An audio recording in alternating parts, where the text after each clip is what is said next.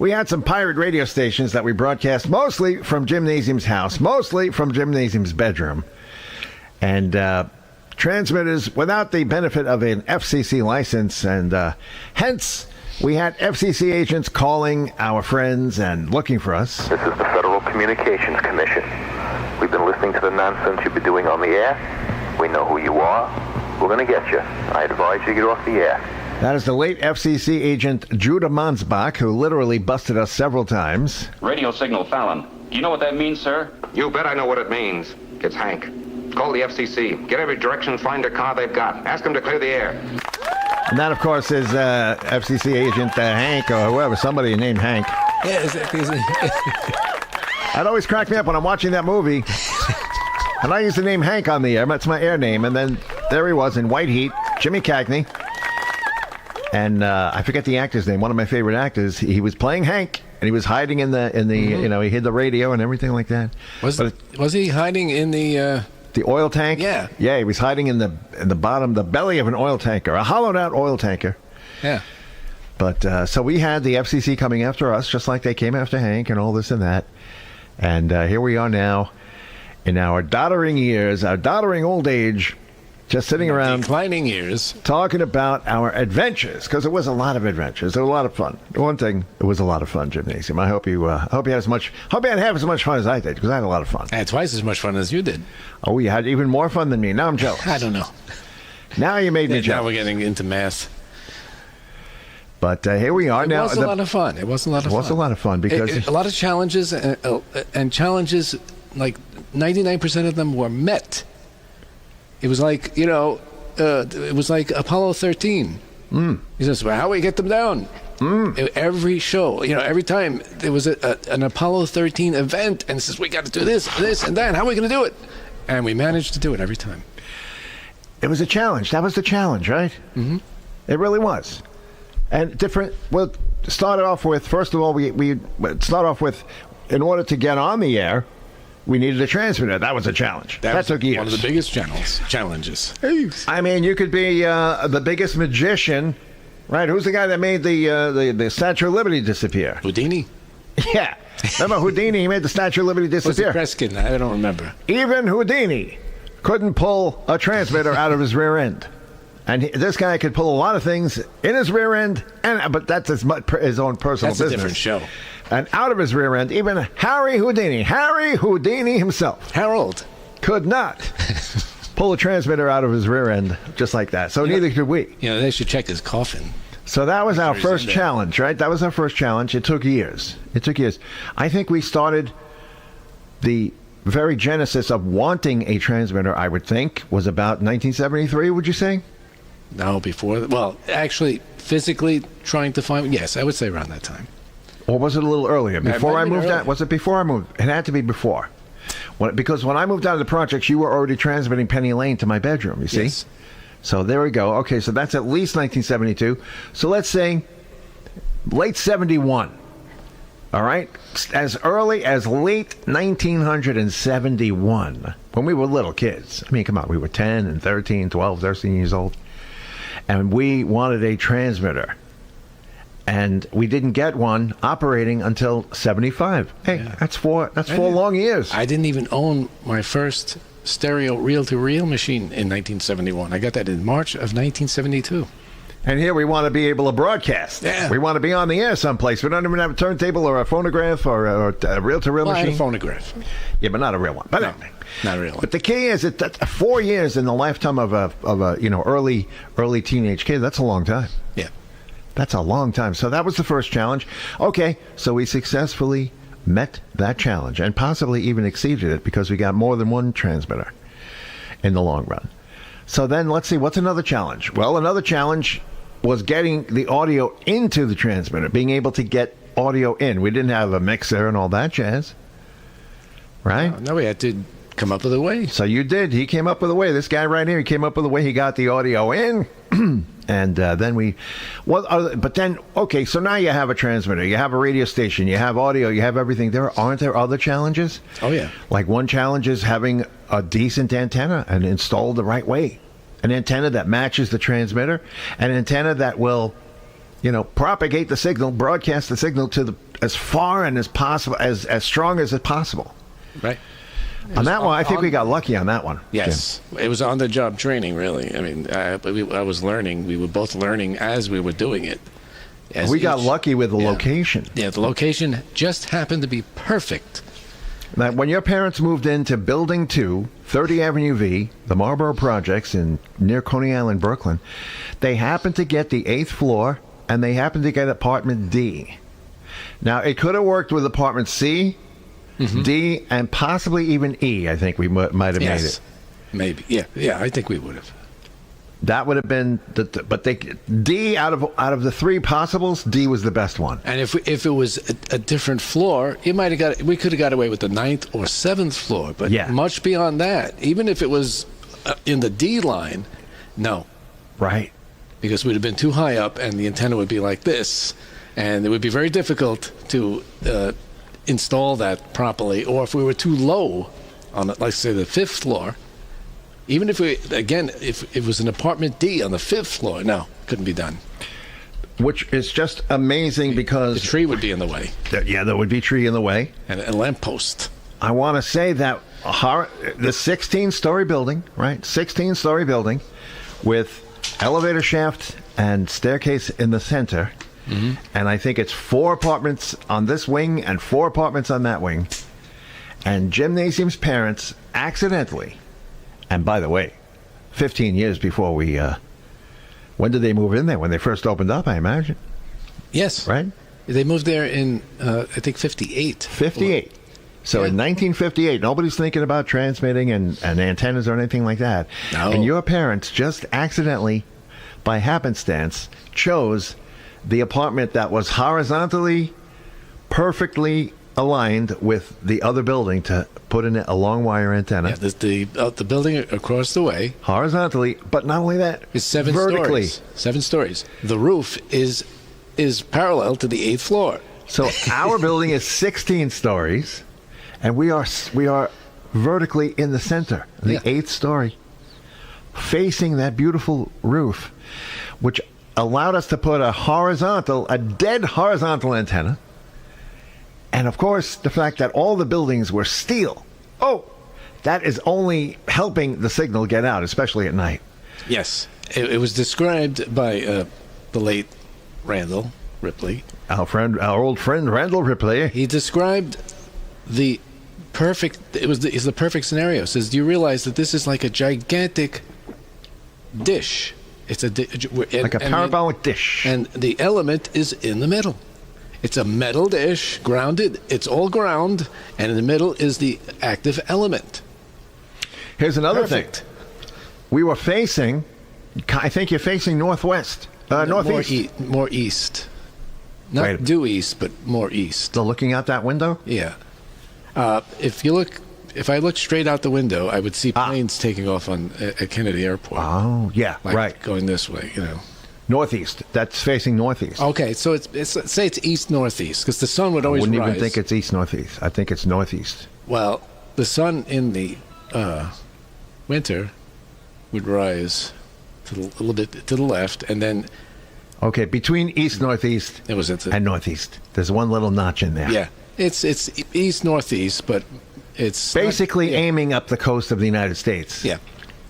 So that means straight ahead... and all to the left, all where our signal went. Yeah, to the left, and it went Kentucky. To north and south mostly, because it was horizontal, meaning that the signal's radiating horizontally. So if it was vertical, it would get out in every direction. So, just think about this: if your parents, if you put a vertical antenna this way, now it's getting out in this direction. If your parents had moved into apartment 8A, no, that wouldn't work. We could have put an antenna to your uncle's house.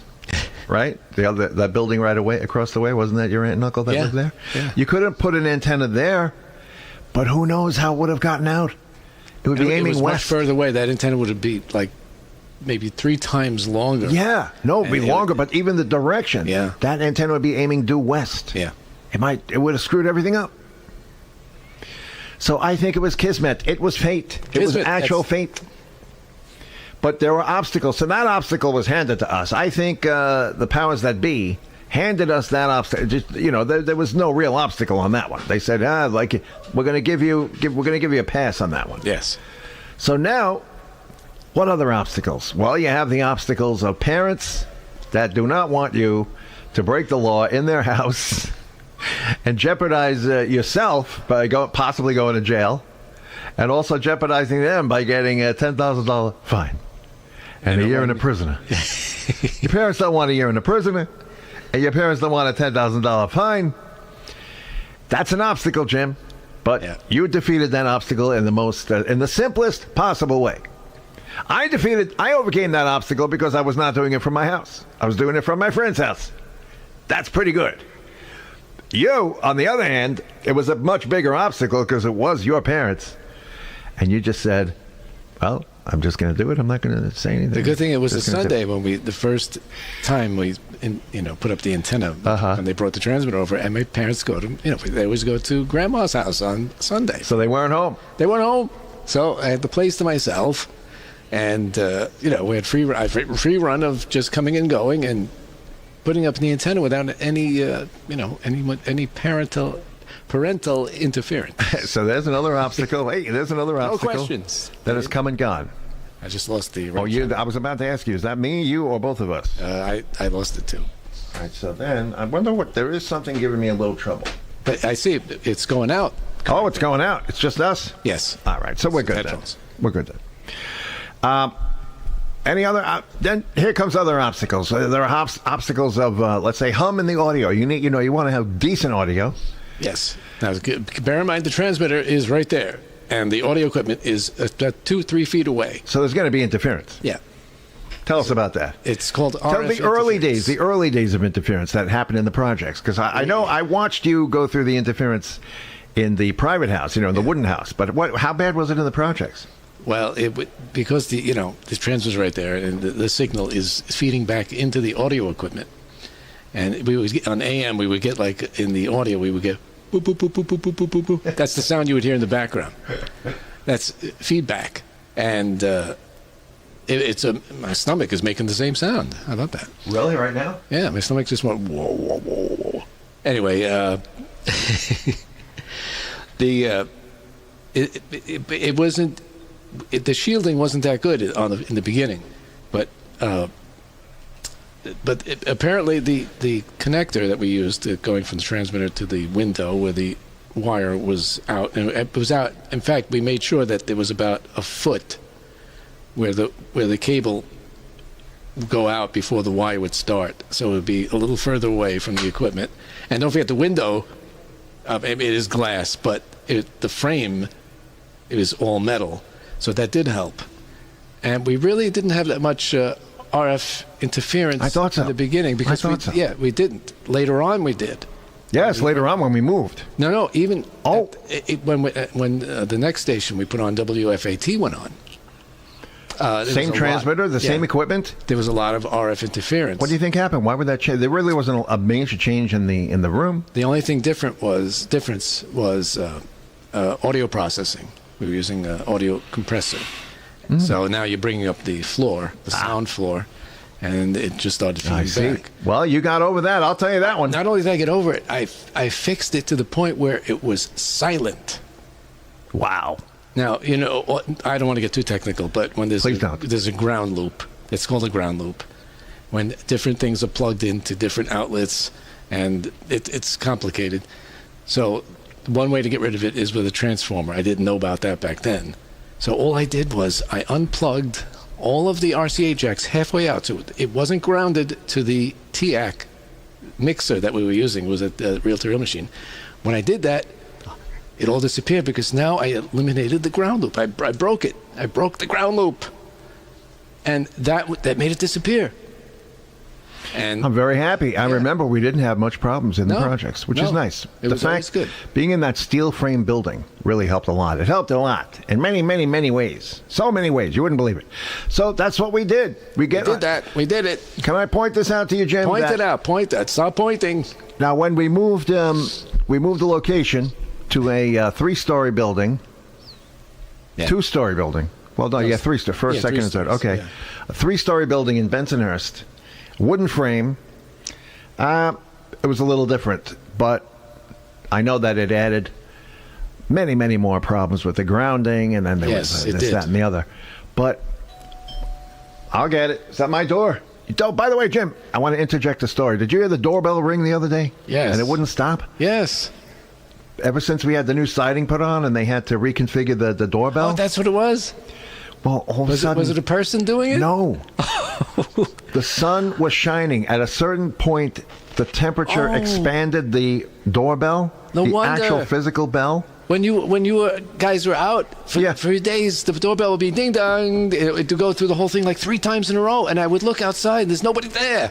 Well, it happened just yesterday. First, the day before yesterday, Mrs. Hayes comes to me and says, I think the neighbor rang the bell and ran away. I says, okay. Then yesterday, I'm sitting here and the doorbell's ringing, but it's not stopping. It's going dun dun dun dun dun dun dun. I'm like, somebody's holding the bell. And then I open the door, and there's no one there, and the bell's still going off.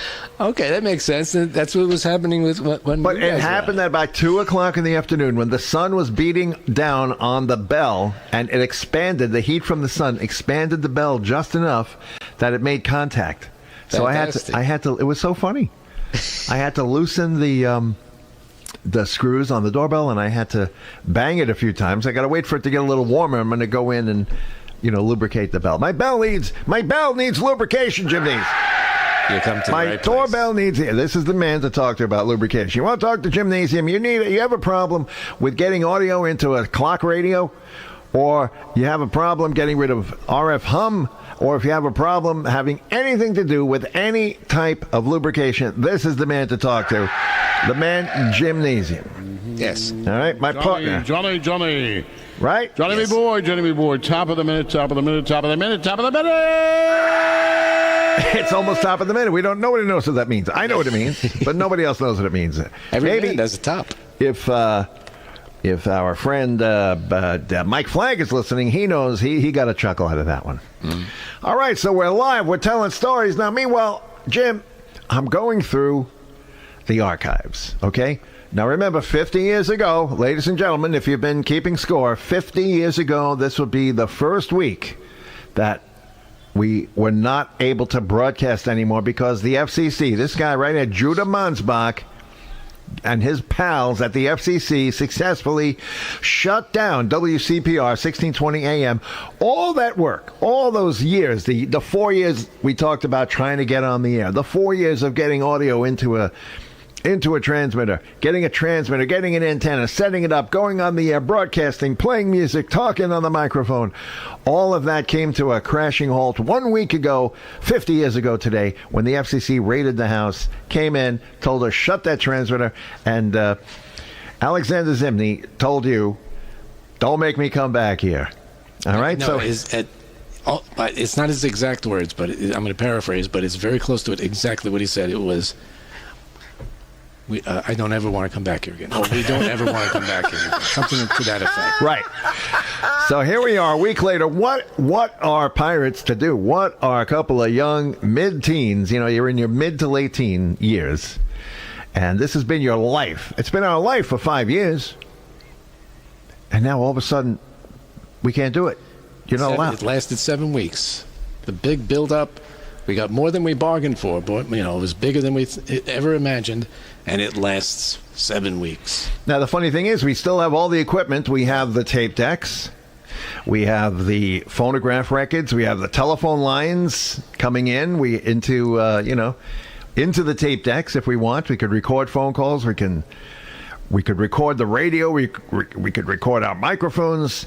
We had already done many years where, before the transmitter, before going live on the air, we had done a lot of recording as far as writing scripts and doing little sketches and, parodies and like what you might find on a comedy album. But of course, we were, 13, 14, 15 years old. So, it's funny to us at the time, but, it's the training. It's the training days. It's the farm team, Jim? Yeah. It's the minor leagues. And then we used to record music. We would pick a song that we liked at the time, and we would play this song in multi-track and all that. So that we already did that. That was part of going on the air, was playing some of these skits and getting to play some of our music. And now our outlet was taken away from us. The store was shut down. Oh, is that bad? I'm getting possible bad audio on YouTube. Let me check this out, Jim. I can hit the button. Part of going on the air was playing some of these skits. That's fine. Well, YouTube sounds all right from here. But anyway, so what's a couple of kids to do? Jim, what are you going to do? We're still together. I came to your house on a Friday night.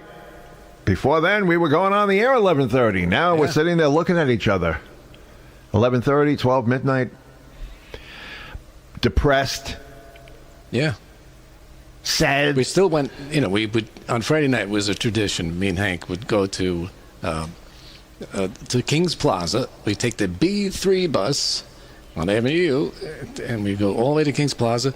We would go there, wander around, look at the pretty girls, and then we would go like into the piano place. We'd walk around and start playing the pianos, and we don't, guy would come over and he says, these two kids, they're not going to buy a piano. Right. And we don't look like we could afford a piano. Even today, I don't look like I could afford a piano, even to this day. And then we would go into the, what was the name of that place? Crutchfield? Was that the name of it? It was Crutchfield. That was the electronics store. It was an audio, it was just nothing but wall-to-wall stereo. No, wait, I don't think it was Crutchfield. Crutchfield is the catalog. Well, it started with a C, I think. Was it Crawford's? No. But there was a Crawford's. Anyone in King's Plaza, if you're from Brooklyn, what big audio store that sold... Churchill's? Might have been Churchill's audio, something like... Anyway, it was definitely a C. Yes. They used the C word. And we would go in there because we know there's no way we could ever afford... This is the top of the line. Oh, the high-end stuff. Yeah. Yes. The turntables, the tuners, the speakers, gigantic speakers. Didn't you buy something there? I may have bought the some. Sony? No, I think I bought TC377. I might have bought a turntable there. I think I bought the dual turntable there. Yes, I think you did. Dual or dual, however they pronounce it. I say dual. And I did buy, I almost bought a set of speakers there. I was about to, but then I declined. Well, we used to take the bus to the mall. Yeah, and then we would go to the Bun and Burger. We always had to eat at the Bun and Burger. It was the best hamburger and fries. I miss Bun and Burger. That shake, that thick shake. Yes, and the burger was this thick. It was tremendous. It wasn't too wide, but it was thick. And it was so good. And again, then we would look at the pretty girls, and eventually we'd... Well, then we'd get back to the house, and we're back in the studio, and we're looking at the microphone. Now, of course, we did give in, and we did sign on for a half an hour or an hour, but not right away. No. And we couldn't... that wasn't something that we could count on, to do week after week. That was just to blow off a little steam. So do you remember what we did, Jim? Do you remember what our next big activity was? Big activity? Right, coming immediately following. Outside of radio? It has to do with radio. Oh, it has to do with radio. Oh, yes. Well, we both started listening to the radio a lot at night. No, we were listening already. We were listening to Bob Grant. Yes. At night, we were listening to Long John Nebel. Yes. And then when you weren't around, during the week, I would listen to stations from other markets. If you think that you can handle yourself physically, you just come down. And I would listen to this guy Bill Corsier in Philadelphia, and I discovered the Herb Jepko nightcap show. Your mother was in the FBI. And that was it was amusing. I was amused by it because it was dedicated to the elderly. Just the elderly. The elderly. No, if you were under the age of 65, you're not listening to the show and you're not going to call it. But they had a huge audience. Well, you said one name in the middle there. Yes. You said the name Long John Nebel. I did. Thank you, sir. Thank you very much. The only, Long. Legendary. He was legendary. Long John Nebel. You're right. Well, I'll tell you what, Jim. I was going through the archives today because I remembered what we started to do, and it gave us a purpose. It gave us a reason to live. When the FCC came, when Jack Shadetsky and Alexander Zimnney came and shut us down and told us, don't make us come back here again. We don't want to come back here. We thought our life had ended. We thought life lost all meaning. Life had lost its meaning. There was no spark. There was nothing to live for. There was no reason to wake up. Absolutely Yes, not. how many times I'd have to keep the razor blades away from Hank Hayes? Hey, jerk, why don't you get back into your hole?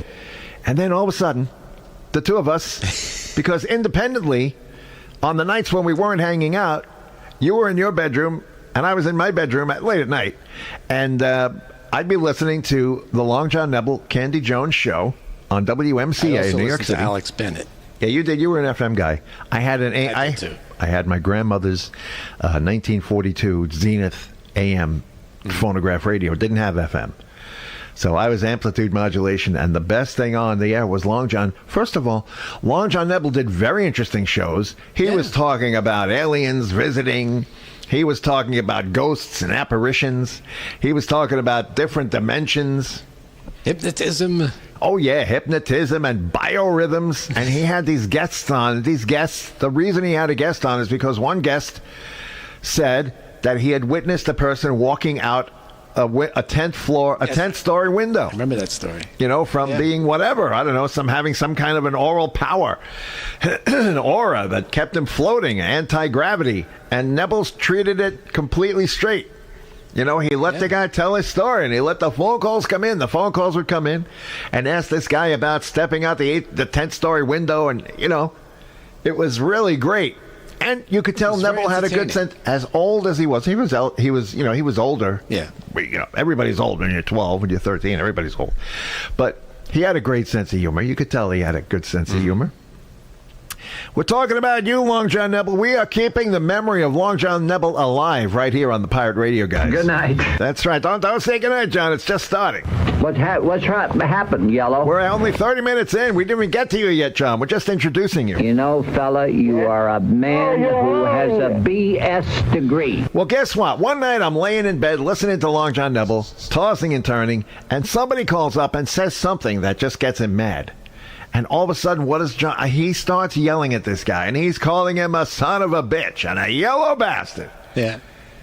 And I almost fell out of the bed. I had to sneak into the kitchen to call you up because I was not allowed to use the phone when I was supposed to be asleep. So I had to secretly, silently dial the phone and get on the phone with you and say, I just heard you got to hear this guy on WMCA. Yes, he was whispering. He was cursing. Be quiet. He called the guy a yellow bastard on the air. He cursed at him on the air. And you were like, oh, yeah, I'll tune in. And then he did it again. But he didn't do it as often. And then what happened, Jim? The spark went off. The light bulb went off over one of our heads. And we said, what if we call? Right? So here it was, a Friday night. Mm-hmm. We're not allowed to go on the air. We're not allowed to broadcast anymore. We have Nebel on in the background. He's giving out the phone number. Right? 489-1155. And didn't you say, hey, I'm going to call Nebel. And they had no screener. No screener. You just dial the number. It rings until they pick it up. Imagine that. You call the radio station. You sit there listening to the ring. And by the way, back then, the ring was not timed. You could ring it for days if you wanted. Yes. So you just sit there listening to the ring.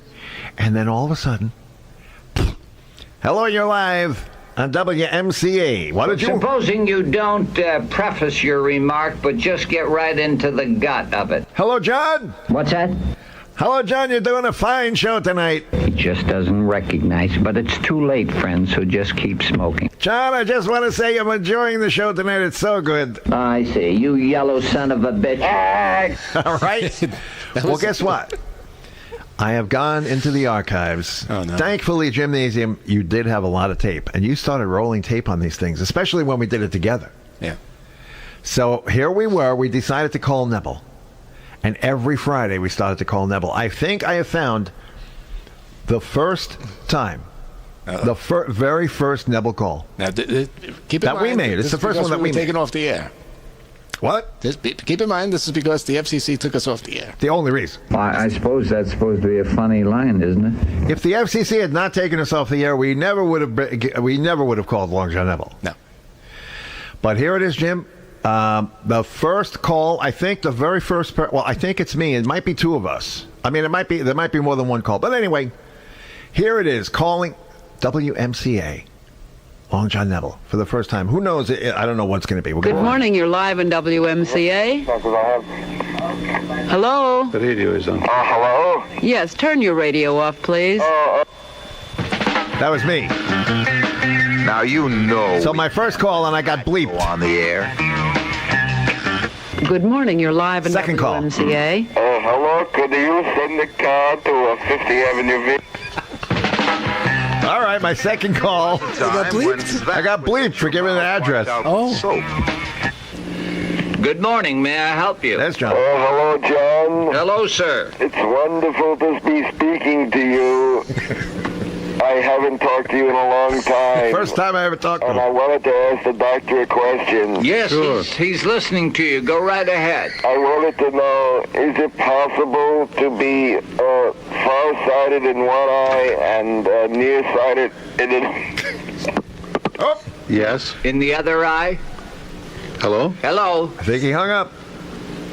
He dropped. I don't know. He possibly made a mistake and hung up his phone.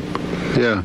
It is possible. I'm sorry, sir, but give as much answer as you Yes, can. it is possible. It's possible. All right, sir. Thank you, John. Thank you for being so nice to me, John. Look, you yellow bastard. So there it is, my first time calling. And of course, to me, the joke was, I'm like, John, I've talked to you, but it's been so long since I've spoken to you. I mean, I never spoke to him before in my life. All right, that's the very first call, Gymnasium. What do you think of that? I remember that. That's Well, I'm happy to say that there's more where that came from, Jim. There's more than that where that came from. I got some more Long John Nebel calls. That's what we would do. Now, you talked about taking the bus to the Kings Plaza Mall and going to eat at Bun & Burger and going to Churchill Audio and Sam Goody and buying records. Don't you remember?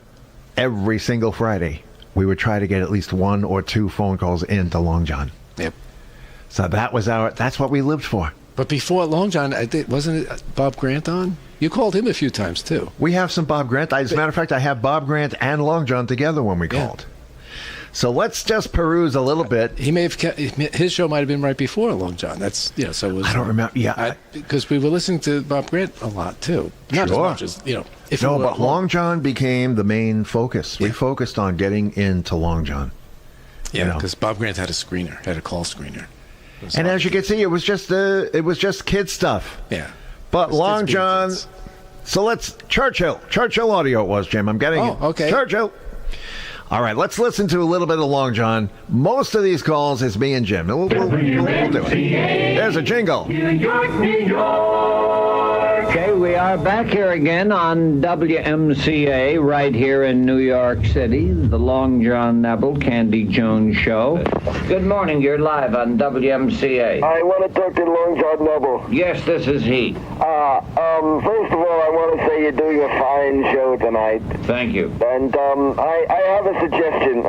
I have a plan that would rid the city of all criminals. Really? Really. Well, sir, give it to us fast, because we want to start by 5:30 tonight. Oh, you mean you want me to tell you the plan? Yeah. Oh, I haven't got to that yet, but you haven't got to the plan yet. It would work. Believe me, it would work. Well, how would you know it would work if you don't even know what the plan is? Don't worry. I have it all. All right, I won't worry, sir, and I don't want you to lose any sleep. Good morning, you're live. Oh, John? Yes, sir. Oh, well, I wanted to know. I have a few Sears Roebuck catalogs from about 30 years back, and they're in perfect condition. You can sell them. Yeah, I want to know about how much money could I get? I don't know, sir. I'm not an appraiser. I see. Okay, I listen to your show all the time. Thank you, sir. Thank you very much, but they're valuable. I think you're a very good person. You know, you're really nice. Thank you. Okay, thank you. Bye. Thank you, and good night, sir. Good morning. You're live on WMCA. Hello, John. Yes. You're speaking about catalogs. I heard a rumor that the world is coming to an end. Is there any truth in that? Yes, there is, sir. The last date that I heard was October 17th. Good morning. You're live on WMCA. I will be supporting 1976. I wanted to tell people that I'll be running in the election. Very good, sir. Good night. May I help you? Oh, hello, John. Yes. Oh, I have a Cadillac. Wow. Hey, you jerk. Good morning. You're live on WMCA. One of these days I'm going to meet you, pal. Oh, God. You know, you are a real yellow-bellied jerk. You think so? That's what I said. Yeah? Look, pal, you won't dare meet me. And when I do... You're scared stiff, you yellow bastard. Good morning, you're live on WMCA. Morning, Miss Nebel, please. Yes, hello. Hello. Hello. Hello. You're live on WMCA. Hello. Good morning, you're live right here on WMCA. Yes, hello, Long John? Yes, sir. Yes, I was just about to die, and I wanted to have a prayer I wish you'd hurry up. Yes. from all the people. Yes, I hope you're successful, sir. Good night. May I help you? May I help you? Mr. Nebel, please. I was thinking about Mr. Humphrey. He called up before. Oh, that idiot. I want to know, that be him? What? I want to know, Mr. Humphrey, is he going to be running? No, he isn't, sir. Because I heard him on the radio before. Yes, I said he isn't running, sir. I see, but he would be the man that he called up you before. No, that wasn't no, the man. That was an idiot. That was just some jerk. Good morning, you're live on WMCA. Hello. The Long John Nebel Candy Jones Show right here on WMCA. Let me ask you something. Yeah. What did you think of Dr. Jensen?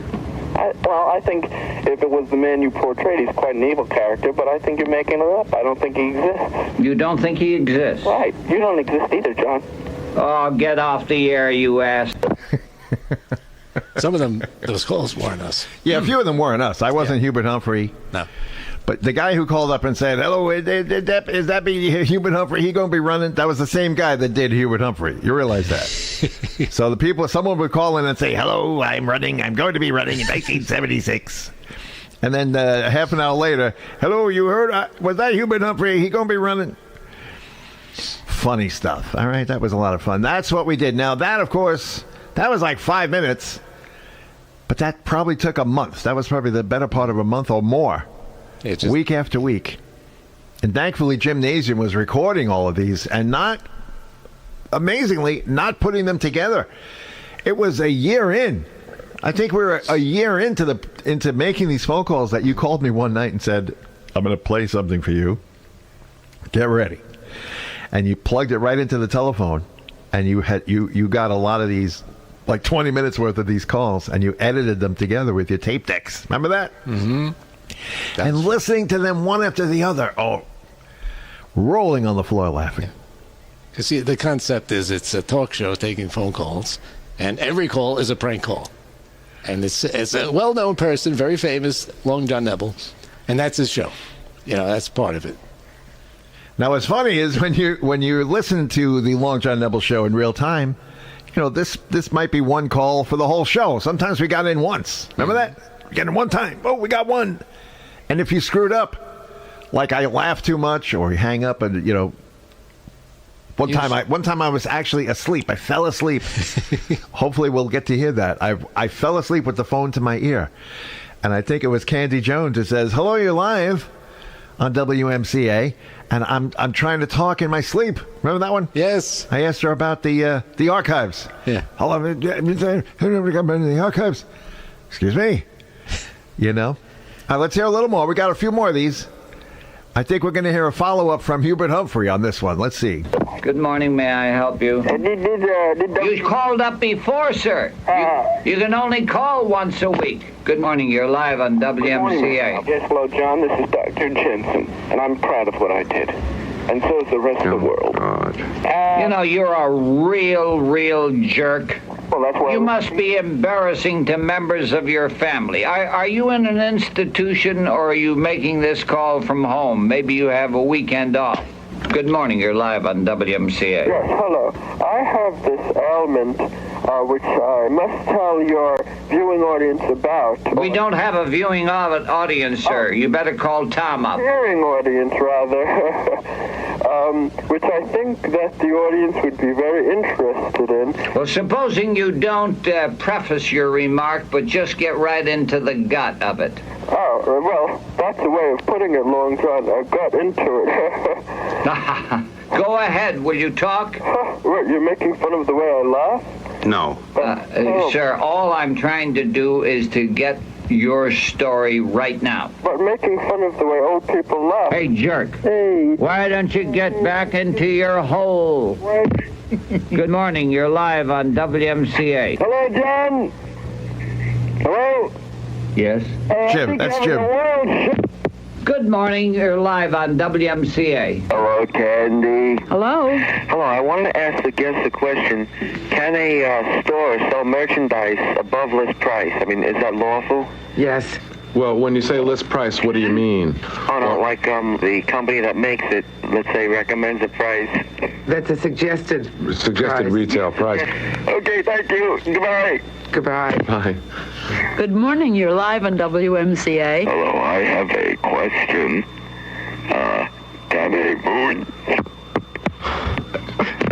Good morning. You're live on WMCA. Hello, Candy. Hi. Hi.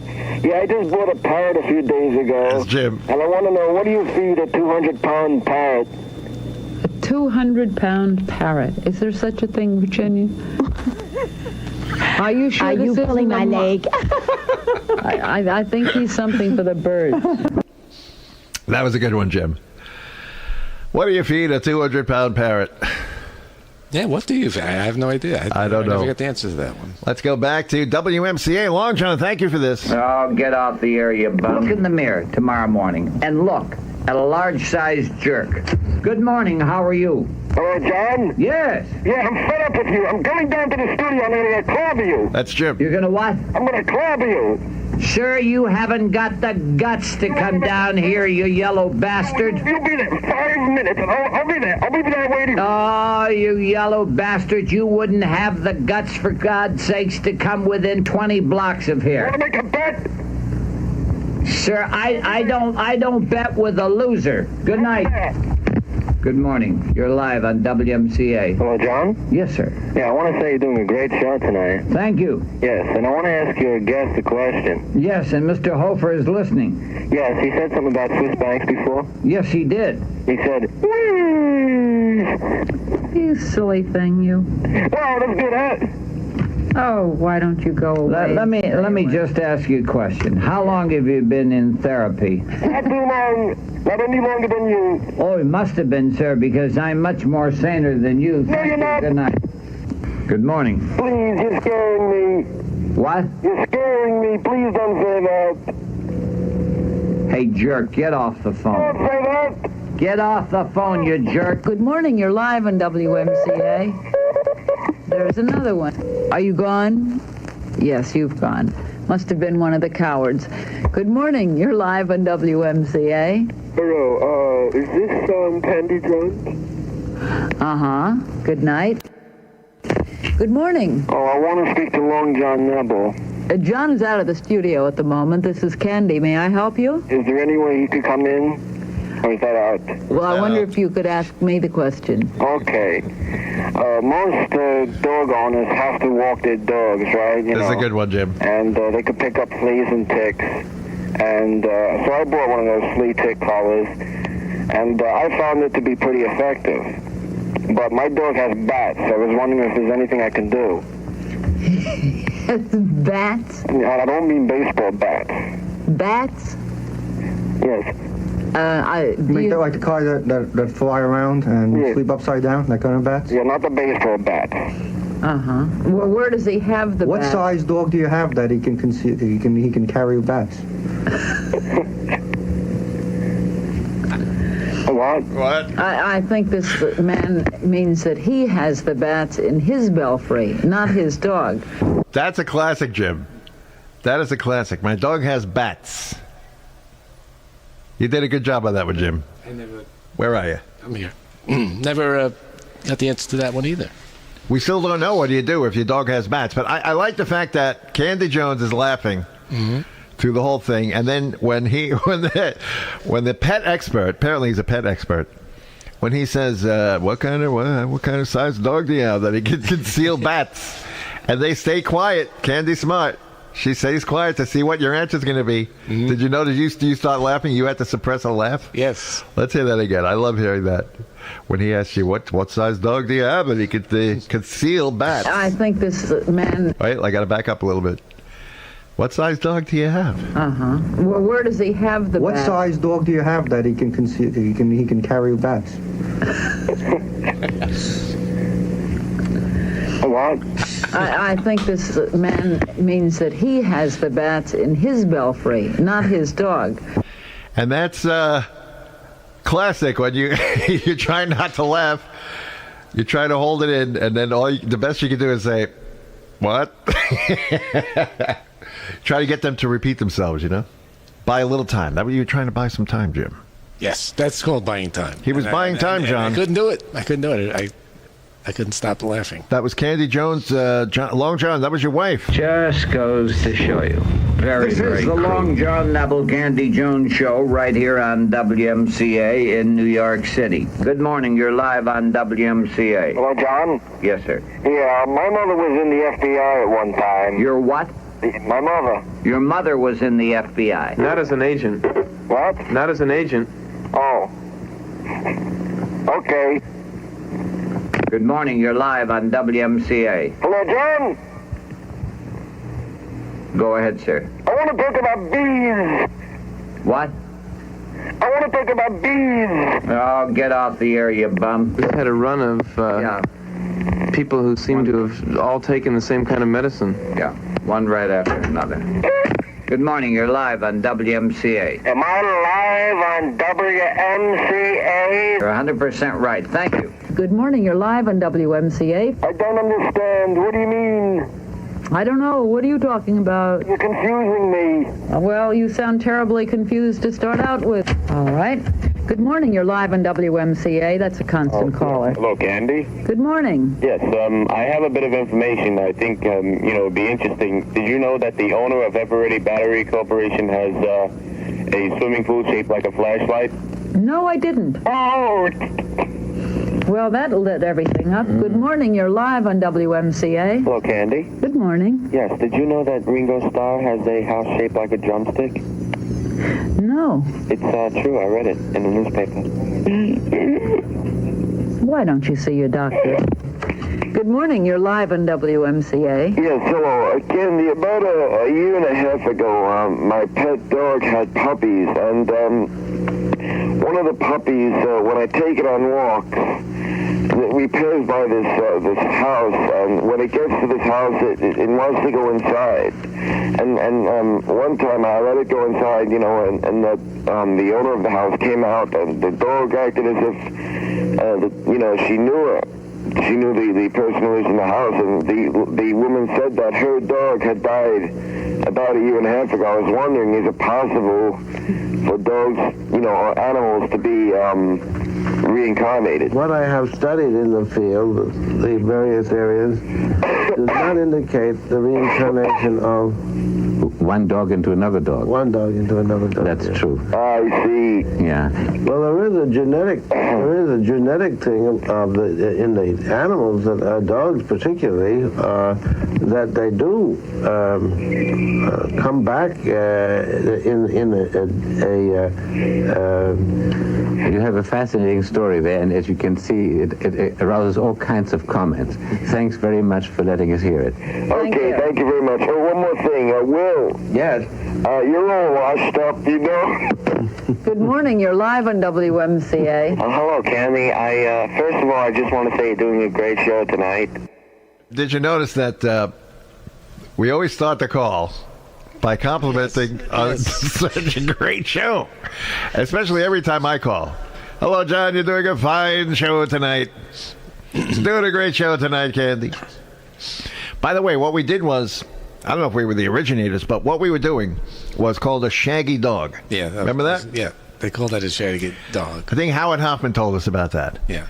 that the style of prank phone call we were doing is called a shaggy dog, meaning you get in and you're trying to sound like a regular caller and go as long as you can and keep it sounding completely legit. Get them answering. I had Will Ausler telling me about, dogs, very common in the animal kingdom, that the animals can be reincarnated, and then you get them a zing at the end. But this next call I'm about to do is it's another one with the about reincarnation. It has one of the greatest reactions that we ever got. You know this one? When I ask about if somebody can be reincarnated a certain way? Vaguely. You don't remember? I know Pete knows this one. You don't remember? I have this whole thing memorized, Jim. When was the last time you listened to these, by the way? Years. Years? Many years. I don't have a copy.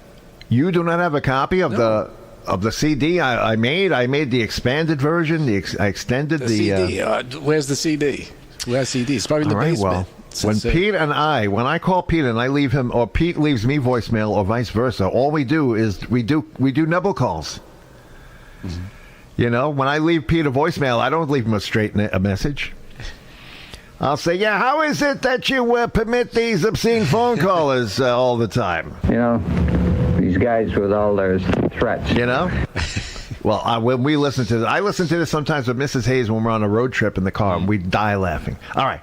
The next call you're about to hear is me calling in with a question about possible reincarnation. And Thank you. I have a question. Can a man be reincarnated from a paper bag?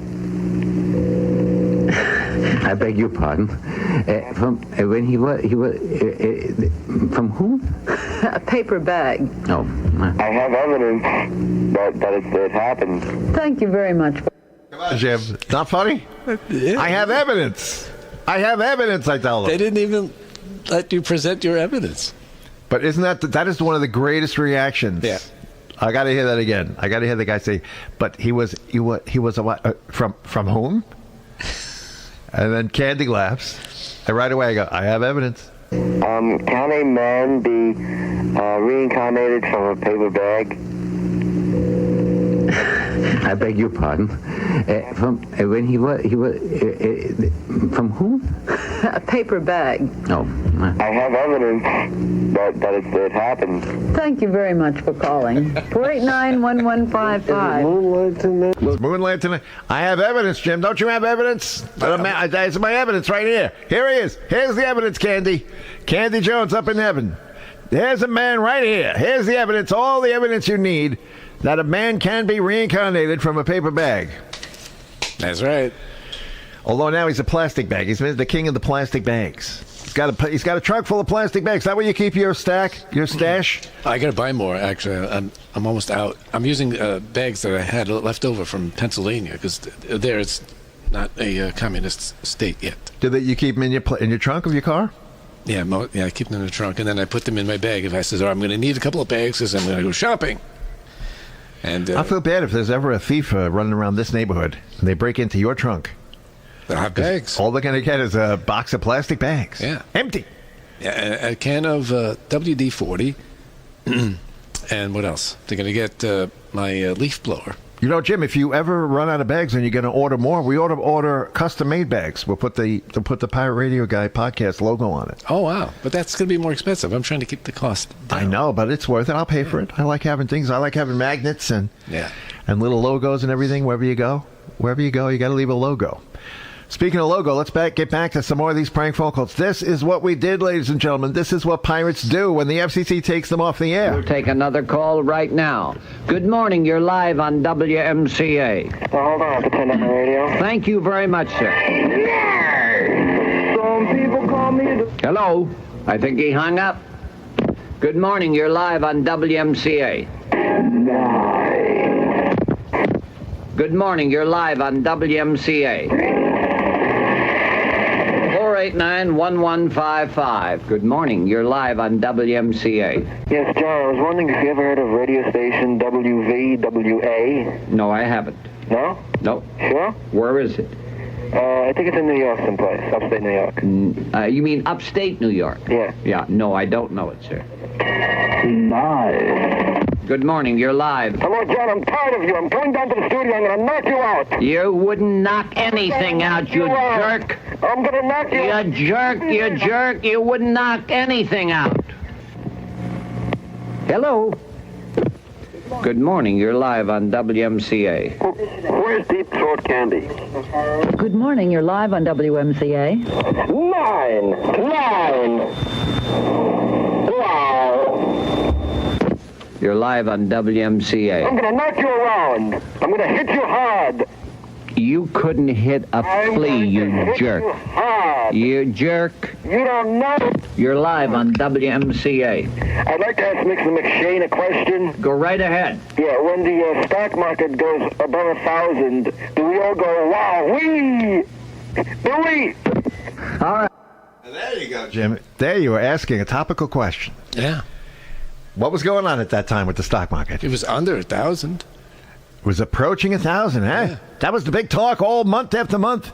Will the stock market reach 1,000? Will the Dow Jones reach 1,000? And there's Gymnasium's call when the stock market goes. Say what you said. Well, you want to ask Mr. McShane a question. What was that question you wanted to ask Mr. McShane? When the stock market goes above 1,000, do we all go wowee? Hello. Yeah, but you said it better back then. Wow. Say it like you said it. I can't remember. I can't say it like that. Why not? I was 12 years old. When the stock market goes above 1,000, do we all go wowee? You know, you are a real jerk. Do we? You cripple. How about if the stock market goes above 50,000?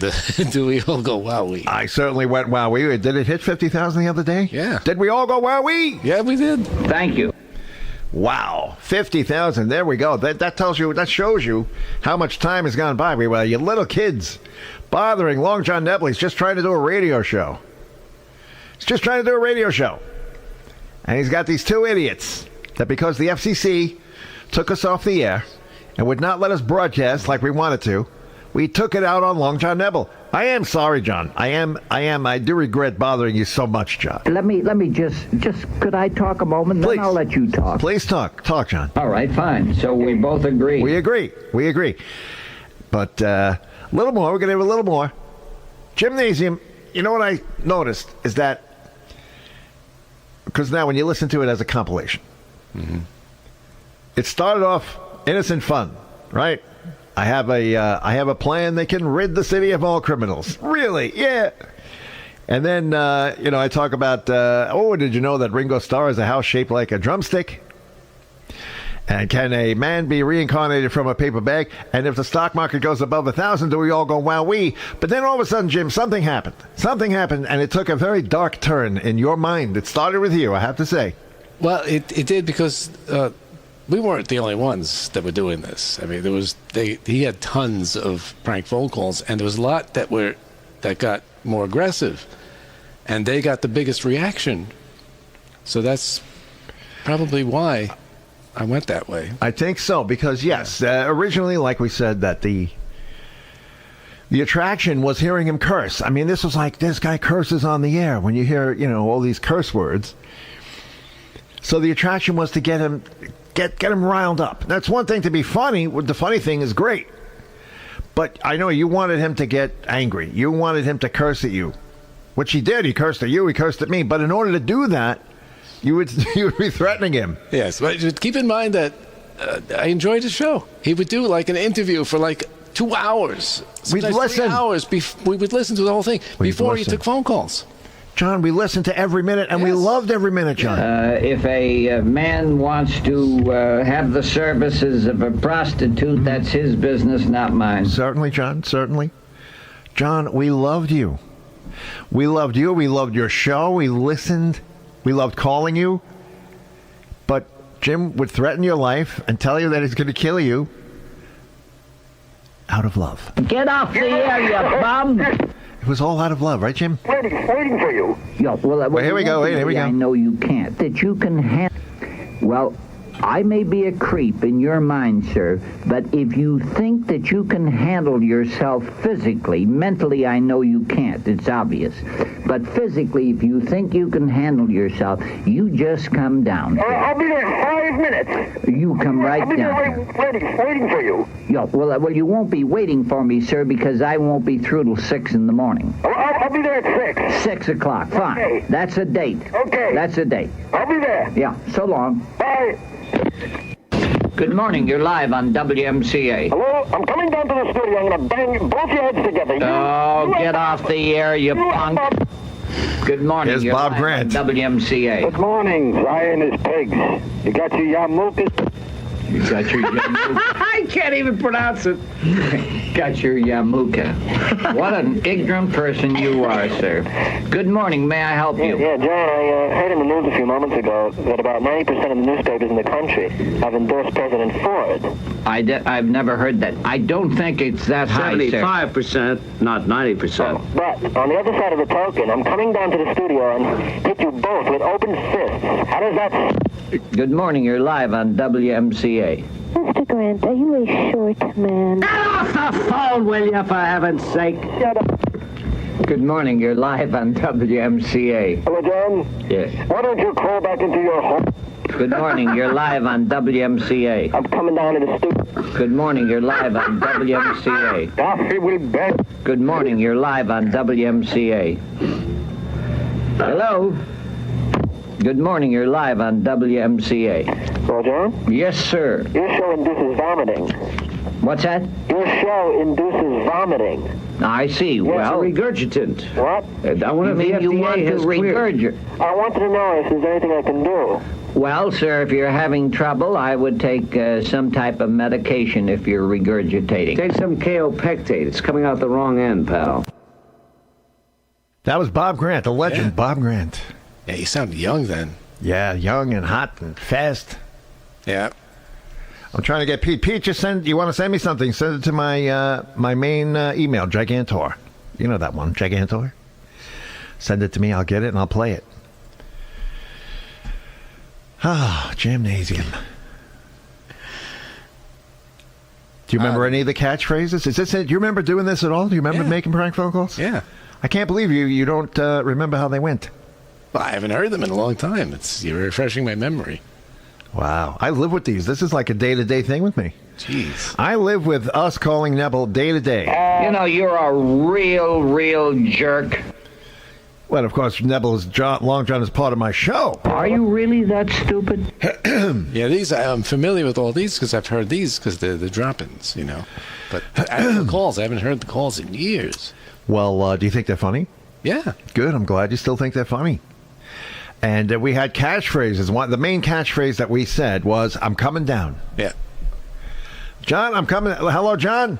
I'm coming down. Oh, by the way, my very first website, when Al Gore perfected the internet, first he had to conceive of it, then he had to propose it, then he had to get it funded through Congress, then he had to invent it, he had to build it. But I waited until the day that he perfected the internet, and I created my very first webpage. Mm-hmm. And you know what that webpage was called? It was called Hello John with a question mark. Mm-hmm. Hello John. And it was way back on GeoCities. Anybody remember GeoCities? Before Yahoo purchased GeoCities. So I had my first website. It was on geocities.com, and the name of the website was Hello John, because every call pretty much started with Hello John. And then the next thing we would say was, "They're doing a fine show tonight, John." And then the third thing we say is, "John, I want to let you know I'm coming down. I'm coming down, John. I'm coming down." And what would he say? "Sir, you'd never come down. You haven't got the guts to come down." 100% right. Thank you. So let's hear a little one. Those are catchphrases, Gymnasium. 489-1155. You're live right here on WMCA. May I help you? Yes, John, I'd like to know your views on prostitution. You mean my constitution, my physical health? No, I said your views on prostitution. Oh, on prostitution. Well, I thought constitution. No. I have no views on it at all, sir. I feel that If a man wants to have the services of a prostitute, that's his business, not mine. Yeah, I agree with you. All right, fine. So we both agree. That's good. Good for you. Yeah. Thank you. Okay, bye. Bye. 489-1155. You're live right here on WMCA. Hello, John. Yes, sir. Yes, well, you know the streets of New York are very polluted. You know, they're really dirty. Well, I'm coming down to the studio. I'm going to clean the streets with you, John. You're going to what? I'm going to clean the streets with you. I'm going to hit you hard. Wait, friend, you even haven't got the guts to come down because you're yellow. All right. Good morning. You're live on WMCA. Hello, John. Yes, sir. Yes, do you know a man named Larry Glick? I don't know him personally. Oh. But he's a very well-known broadcaster, yes. Yes, well, on the other side of the token, I'm coming down. Well, why do you wait? Because, you have to wait for the right time. I see. You yellow son of a bitch. Good morning. You're live on WMCA. Yes, John, I want to bring up a point about the debate. Yes. Yeah, I was watching it, and I heard Carter say something. You're wild. Hello? Has been so sick for so long. You're a real sickie. Good morning. You're live on WMCA. Hello, John. Yes, sir. I watched the debate. Good morning. Yeah, hello, John. One thing I wanted to say is that you've been calling a lot of people yellow tonight, and what did you do? You went out and got a screener. So who's the yellow one? Them or you? Huh? I got a screener. Yeah, because, you can't answer the phone calls. I answer every phone call myself. No, I don't mean that. What do you mean, then? No, like, someone answers the call, whoa, you're a jerk, you're a real jerk. Oh, boy, oh, boy, oh, boy.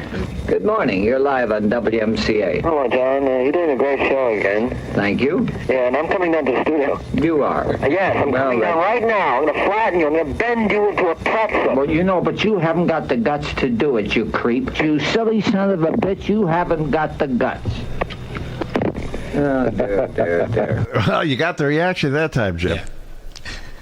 See, I fully admit that I was a complete idiot. And I had to try not to laugh, try not to make myself laugh. And then, of course, I tell him, he goes, I answer every phone call myself. Yeah, but no, I'm an idiot. I'm an idiot, John. Yeah, you said that. Yeah, your vocabulary is extremely limited. It's true. Yep. We're a couple of idiots, right, Jim? Yeah. Let's not even get into the curse of Long John. Look, sir, you're just an idiot. So let's hear a little more of the idiots. I got one more little track here of the two idiots. That's him and me. This is what we did. This is what we did starting in February 1976 after we got busted by the FCC. May I help you? Hello, John. I wanted to know, do you feel that Jimmy Carter's popularity was decreased by the interview in Playboy? I really don't know, sir. I haven't seen it myself, and I cannot base an opinion on the small amount that I heard. Well, have you noticed that his popularity has gone down since the convention? Well, it has nothing to do with the Playboy article. Well, no, you don't understand what I mean. I'm listening. You don't understand the point I'm trying to get to you. I think the point you're trying to get is the one on your head. Good night. Good morning. You're live on WMCA. I tell you. All right, Pete Sayek sent a couple of things in. The first one is labeled WMCA 01. And I think, this could be for the future. WMCA, Real People Radio. Listen to me a moment. Don't hang up. Don't hang up. WMCA, first on your dial in New York. Sure, don't you worry about that. Very good. Thank you, Pete. And I got some WMCA beds, jingle beds. First on your dial. We have the whole package, and then we have the beds. Imagine that one. Wow. All right, Jim, I found another one you're going to enjoy because you give your air name, your WCPR air name, when you called. You called into Long John Nebel and Candy Jones when they were on the Mutual Radio Network for a while. And you actually gave your name. I just discovered this one today. I never heard this one before. You ready? Not really, but go ahead. Here it is. Gymnasium calling in to Candy Jones and Long John Nebel, and he gives his name. Check it out. Hey, where is it? Living out I don't know what's happening there. from life. Good morning. You're on mutual. Let me start that again. All right, let me start again because apparently I forgot what to do. Oh, I'm turning down the wrong pots. I'm a professional. See, John? See the curse? You know what I'd like to do to you? I don't know. Tell me. Hello. All right, here we go. Check it out. Friends, it's retirement living without retiring from life. Good morning. You're on mutual. Good morning. My name is Perry Harris. I'm calling from Brooklyn. Yes. Hi, Perry. Yes, I'd like to make a comment. Please. 9. We'll take another call right now. Good morning. Oh, John? Yes, sir. Yeah, I'm coming down to break your head, John. Oh, get off the air, you punk. Go on. He went to mutual, and it was very hard to get through at that point. It was hard to get through to mutual, but we did it. He was on like 20, no, he was on like 200 stations or something. And it ruined the show. Oh, going on the network? Yeah. Fun stuff. Fun stuff. All right. Now, Long John Nebel was also, he influenced a lot of people, of course, in radio. If you were in radio back then, you were definitely influenced by Long John. Anybody remember the late, great Alan Colmes, who was a friend of mine? Alan Colmes, who passed away a while back. But he loved Long John Nebel. And when Alan Colmes used to have his show on Friday nights on WPIX, he got a phone call one time from a guy who was impersonating Nebel. Okay? And then what Alan Colmes did, he opened the phone line so that the listeners could call in and talk to Long John Nebel. And one of the callers that gets through is Randall Ripley. Really? Yes, and Randall's doing us. He's going, I'm coming down, John. So here it is. Randall Ripley calling Alan Colmes, speaking to Long John Nebel. The new 102 WPIX. Let me just get set up here, and we'll give you a chance to take some calls. It's a real pro we have on the phone. Go ahead. Dialogue Radio 102, the Alan Colmes Show. You're on the air. Hey, never thought you'd be doing this, huh? Sir, you're pretty stupid. You know that, sir? Get off the air, you jerk. Good morning, you're live on WPIX. Hey, John, how's Candy? Sir, he hung up. No, He didn't have the guts to stay on. Good morning, you're live on WPIX. Hello, John. Yes, sir. Hello, John. Yes, I'm coming down. What, sir? I'm coming down, and I'm going to take care of you, pal. I'm going to hit you hard. You dare come down. You haven't got guts enough. I got plenty of guts, pal, and not only I got plenty of guts, I got plenty of class, and I'm a big guy, and I'm going to come down, and I'm going to take care of you, pal. No, you jerk. I'm going to send someone down to rip out your phone. You have guts enough, you 5 minutes. fool. Hey, John, you did a pretty good job with that guy, huh? Yes, sir. You really told him off, huh? All right, that's pretty good. I have to take some lessons from you. Maybe I'm too nice a guy on this show. Perhaps we can get together, sir. We can meet in my above-ground mausoleum. Do you think that I'm too nice a guy? Is that my problem, John? Excuse me, sir. What? I didn't hear your question. I was wondering if you thought I was... Is your radio on, sir? No, my radio's on. Is your radio on? We'll have to move on. Do you think that I'm too nice a guy? Is that my problem? You're too yellow, pal. No, I'm not yellow. You haven't got the guts. John, pleasure speaking Sir, with you're a big-time radio talk show host. You're better than they are, sir. I have to keep that in mind. Thank you, John. Call you next week, sir. Thank you, John. That was Randy Steele. That was Ed Armstrong doing Hank and Jim, calling Alan Colmes, WPIX, and the guy on the phone did a pretty good Nebel, and he knew all the lines. And we have no idea who that was. We have no idea who that was doing Nebel. But he would call in. That guy was one of the characters. He would always call in as Nebel. Always call in as Long John, remember? That's when radio was fun. Gymnasium, that was when nighttime radio in New York City was fun to listen to. Yeah. It was just goofy, and it was just, didn't have to be political all the time. You talk for me. I'm going to close the door. He's going to close the door. That was the Friday night show on WPIX FM. Yes. And, we would listen to that. Mark Simone used to be on. Used to take calls, and Come on, dog. it was it was interesting. Tina, call him.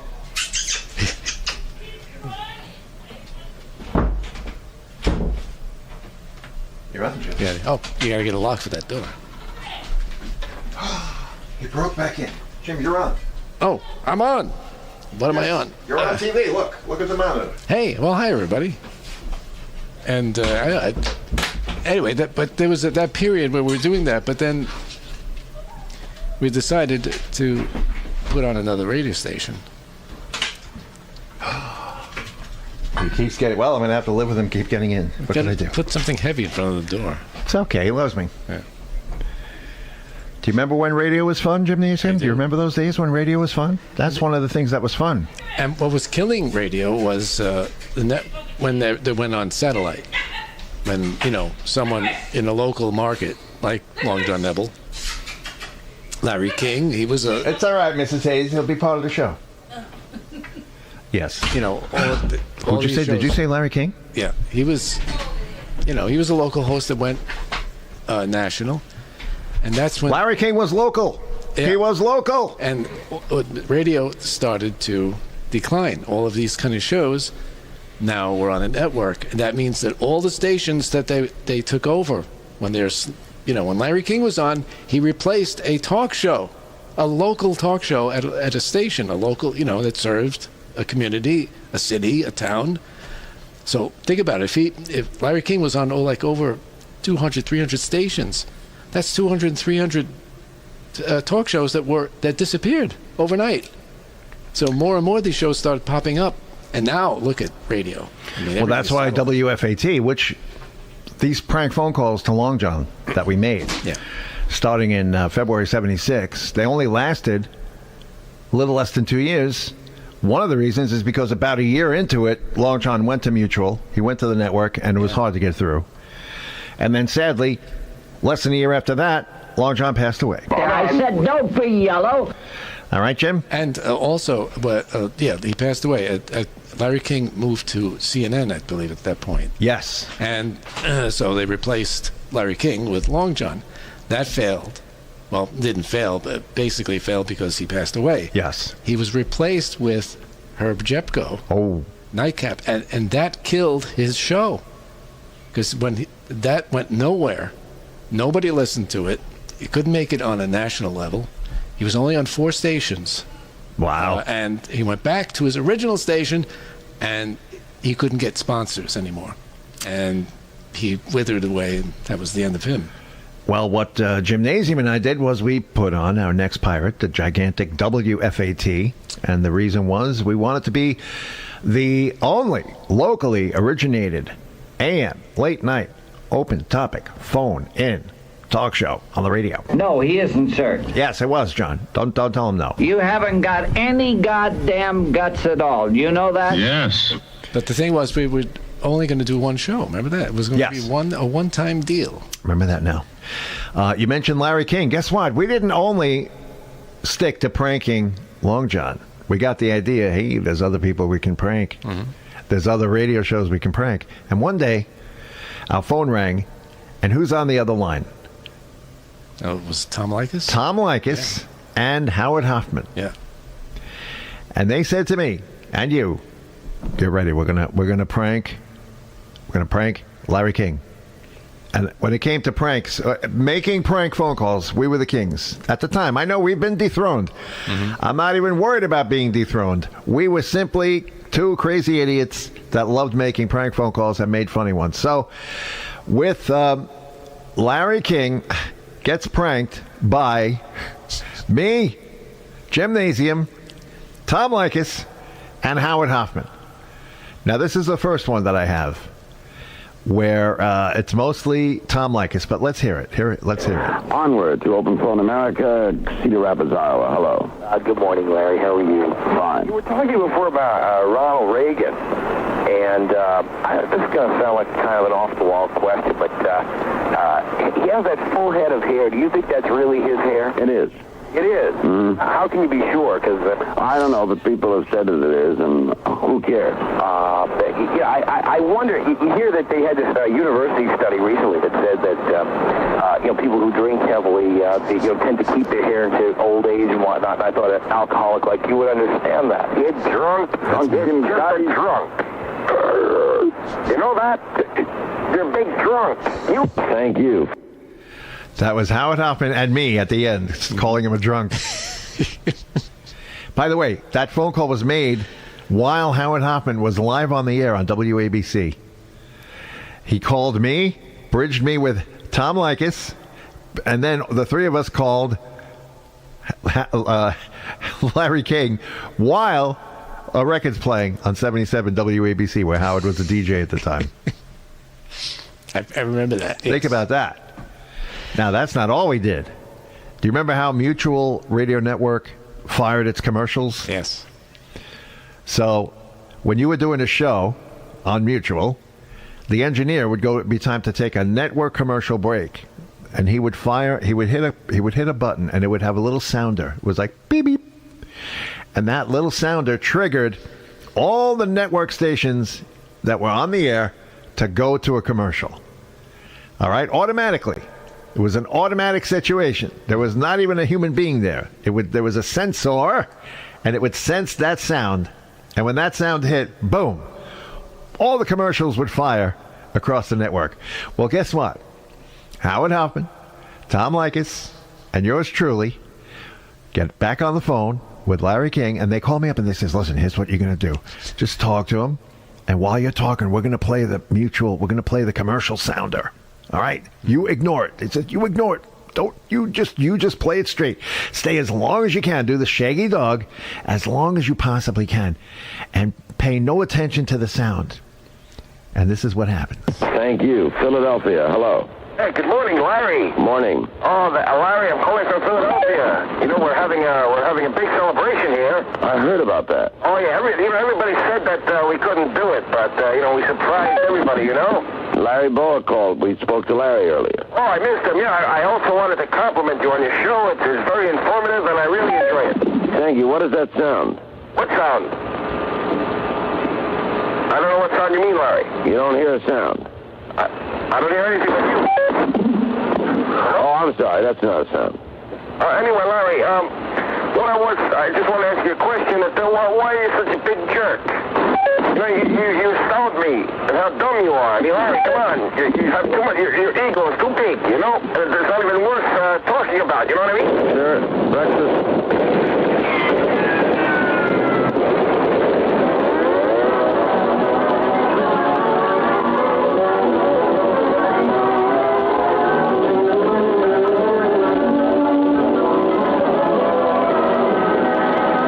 Anybody that knows anything about the subject wouldn't make asinine statements like that. One thing you have to say about this program, our standards are very strict, and we will permit free speech up to a point. Now, I want to tell you something. That years later, when I got hired at ABC, the ABC radio networks, and one of the big engineers there, his name was Billy Holder, the late Billy Holder. When he found out, I guess Pete told him, or maybe one of our other friends told him, that I was the guy. Well, one day, Billy Holder, who trained me, he trained me in all the technical stuff in TOC, Jim. And Billy Holder pulls me aside in the back of the racks, and he goes, he goes, listen, Hank, I got to ask you a question. Is it true that, he goes, I was the chief engineer of a station in Yonkers, and we carried the Larry King show. And one night there was a phone call, and all hell broke loose. The commercials were firing over and over again. The schedule was complete. I had to drive in. They called me at home and said, "You get in there, it's all crazy." Somebody called in on the phone and fired half the network. Went to commercial. Was that you? And I said, yes, it was me. And he patted me on the back and said, I'll tell you what, he says, I had a rough night that night. But we got through it. But you did a good job. You did a good job. Not too long after that, they had a filter on it. Do you remember that? No. Yes, they actually had to do something because we did that, a number of times. Yes. And so they put some kind of filter where you still heard it, but it was very low.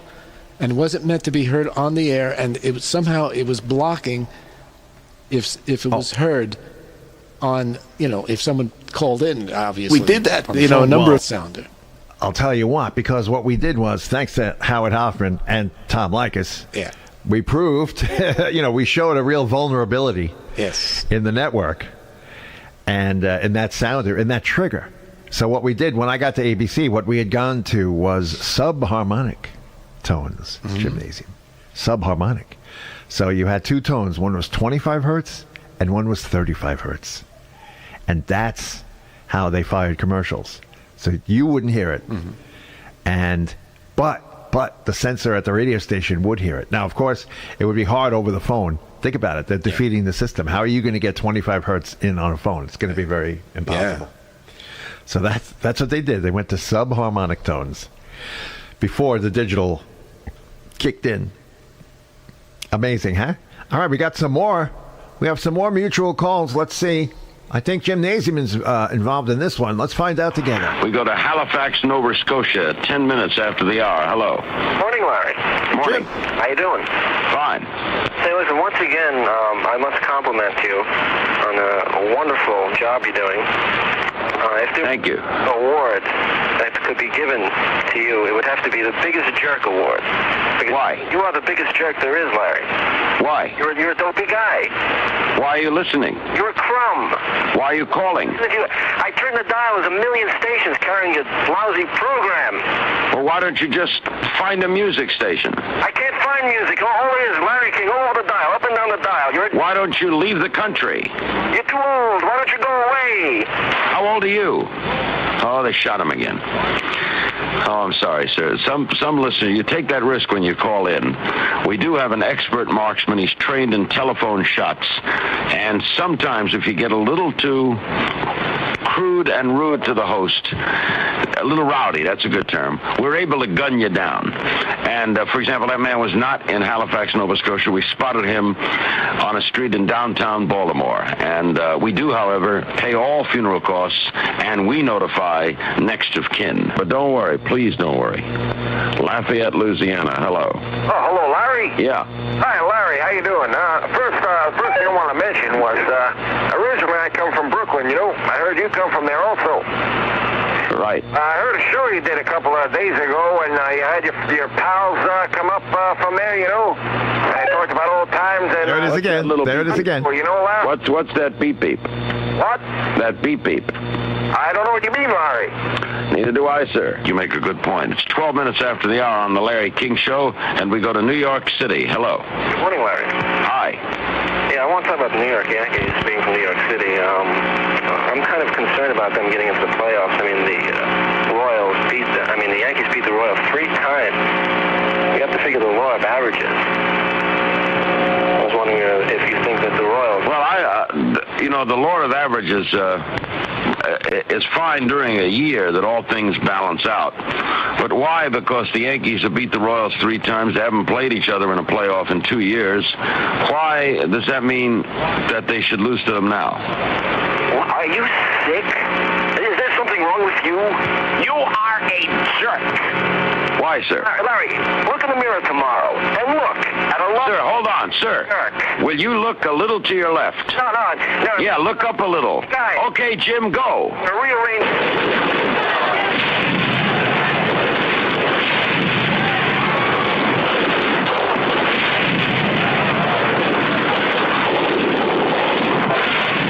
See, if when you call in, if you look a certain way, we can get you with our mortar fire. And then we don't have any funeral costs because there's nothing left to deal with. Sir, I don't know what you're talking about. Thanks for calling. I don't understand that at all. This is the Larry King Show. We go to Baltimore, Maryland. Hello. Good morning, Larry. Morning. Hey, I was wondering if you heard about Muhammad Ali entered the hospital. Yes, it was a big story here because he's here in the hospital at UCLA. Yeah, I was wondering, do you have any idea what might be wrong? Well, he's checking up. He took thyroid pills, and now he is of the feeling that that's what made him so weak. And he wants to have a complete check because he doesn't feel right. Oh, I see. By the way, how does it feel to be an ex-alcoholic? Huh? An ex-alcoholic? Who are you talking about? You drunk? Hey, Drunk? You good bets lately? Huh, Larry? Larry. Sir. What do you want, jerk? Sir, look right in the phone. Are you looking in the phone, sir? Creative, pal. It's creative, you drunk. I never drank in my life. Why do you keep listening to the show? Why don't you take another drink? Maybe you feel better. Hold on. No, man, take another drink, Larry. Wow. Hold on, I'm having a drink. Will you hold on? I'm toasting you. Drink it up, Larry.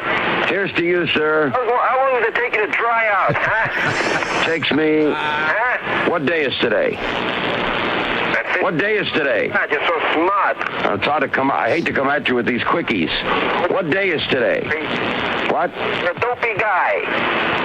Well, the only thing I can say to you, sir, is I sure wish birth control was strong when your parents were going together. That man is one of my great listeners. He in fact, people like that are absorbed in the program. He probably never misses a minute of it and talks about it, and we need people like that because society has no way of balancing the same. Gymnasium attacking Larry King. Attacking poor Larry King.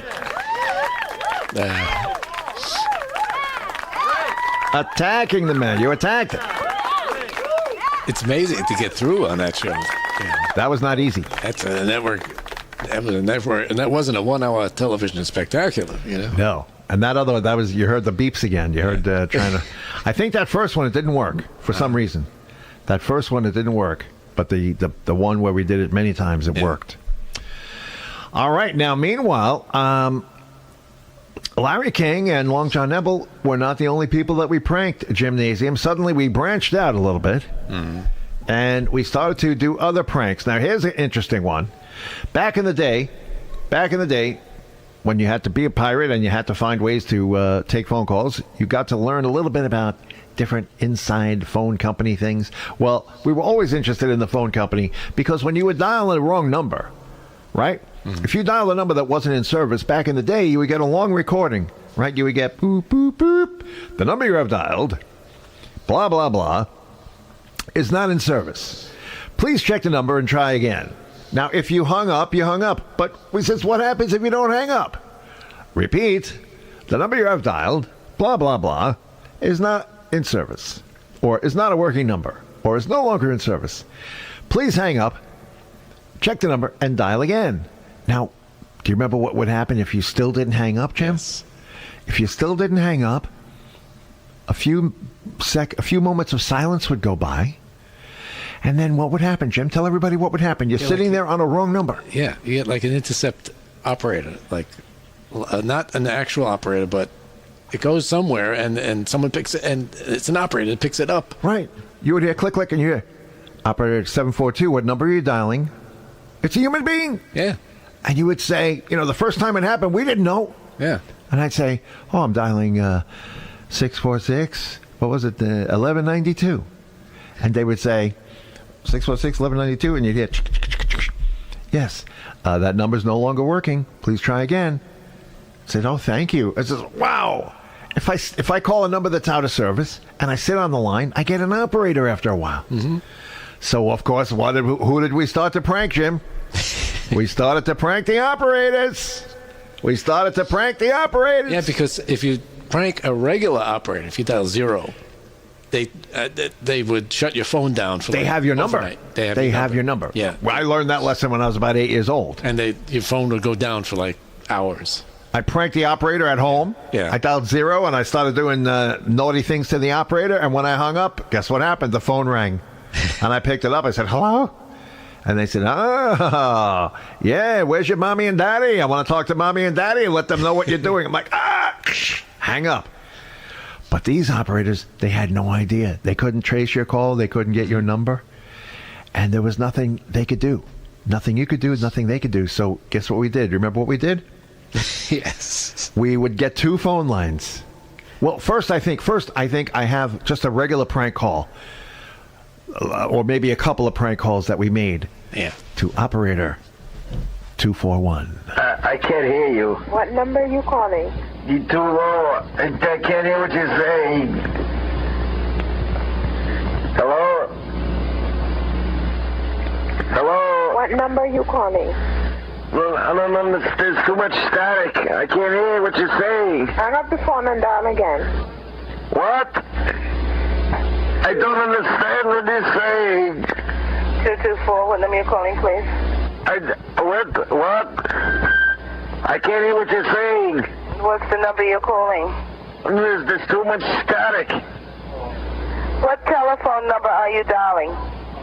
Oh, 554-0692. I'm sorry, that's not a working number in Manhattan. Check your number and dial again. Okay, the 241, may I have the number you called, please? I can't, what? What number did you dial? I don't understand what you're saying. There's too much static. May I have the number you called, please? 554-9919.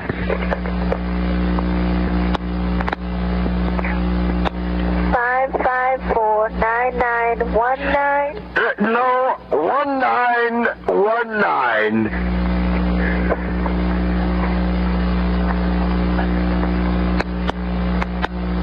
Hold on, please. Oh, I'm sorry. I mean 9919. I made a mistake.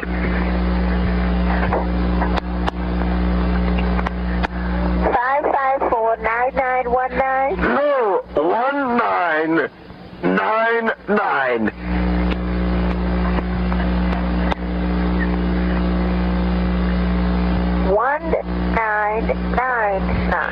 9919.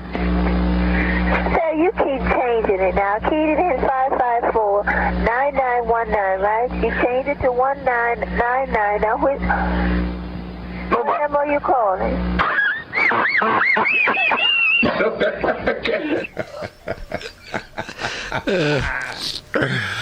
Oh, Long John, no wonder why you put a curse on us. My name, Long John Nebel. No wonder why we are stricken with the curse of Long John. Very well. That was a good one. Okay, now we have another one. So we had that was fun, right? And the poor operator, she can't hang up on you. She can't ID you. So she was at your mercy, as you could see. So I have another one now. So Gymnasium gets the idea. He says, I'll tell you what if we called with two phone lines and we put two operators together so they each get each other? Yes. They're both expecting a person, but instead they both get an operator. They don't know they're talking to an operator. How I got a second line. Tell me how you got a second line. It was in the projects, and the phone lines went through the closet. It went through the closet, and it was a tube. It was made out of cardboard, and it went from the floor to the ceiling, and it went throughout all the closets. It happened to be in I guess it's in every apartment. Well, so apartment D. Yes. In your closet on the 8th floor, you had everybody from 8th, 9th, 10th, all the way to 16th. Yes.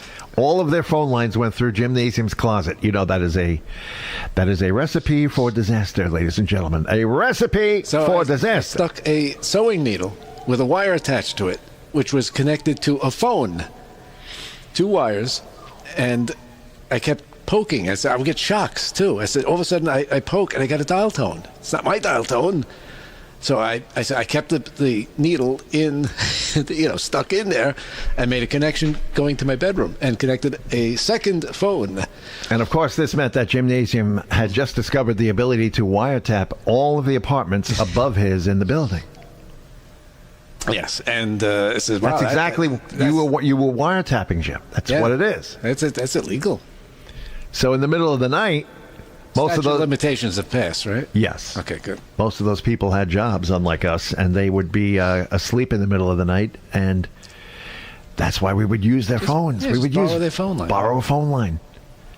So here we borrowed one of the neighbors' phones, and I bridged my line together with that line to do this. And we called numbers. We called 2 numbers that we knew that were out of service. So we timed it so that they would both connect at the same time. An operator would be talking to operator, and neither one would know. So we got a few of those. Operator, may I help you? Yes, I want to... Operator, may I help you? Hello? May I help you? Yes, I'd like the area code to Chicago. Wait a minute. Hello? You seem to be connected inside of another position. I want to know how to dial a long-distance phone call. Hello? Wait, you want Chicago area code? What? I'm the one who wants the area code. Who are you? Okay, that's 312 area code. Why are you on my phone? 2. Wait a minute. 396. Wait a minute, please. Wait a minute. What's happening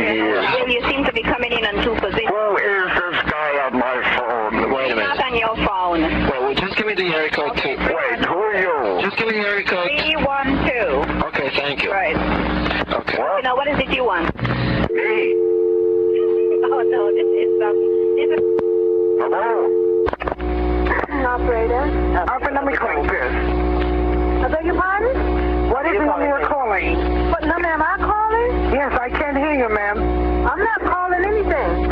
I beg your pardon? I'm not calling a number, ma'am. You didn't dial a number? I'm an operator. I beg your pardon? I'm an operator. What number did you set up for your customer then? I did not set up a number for a customer, ma'am. All right, ma'am.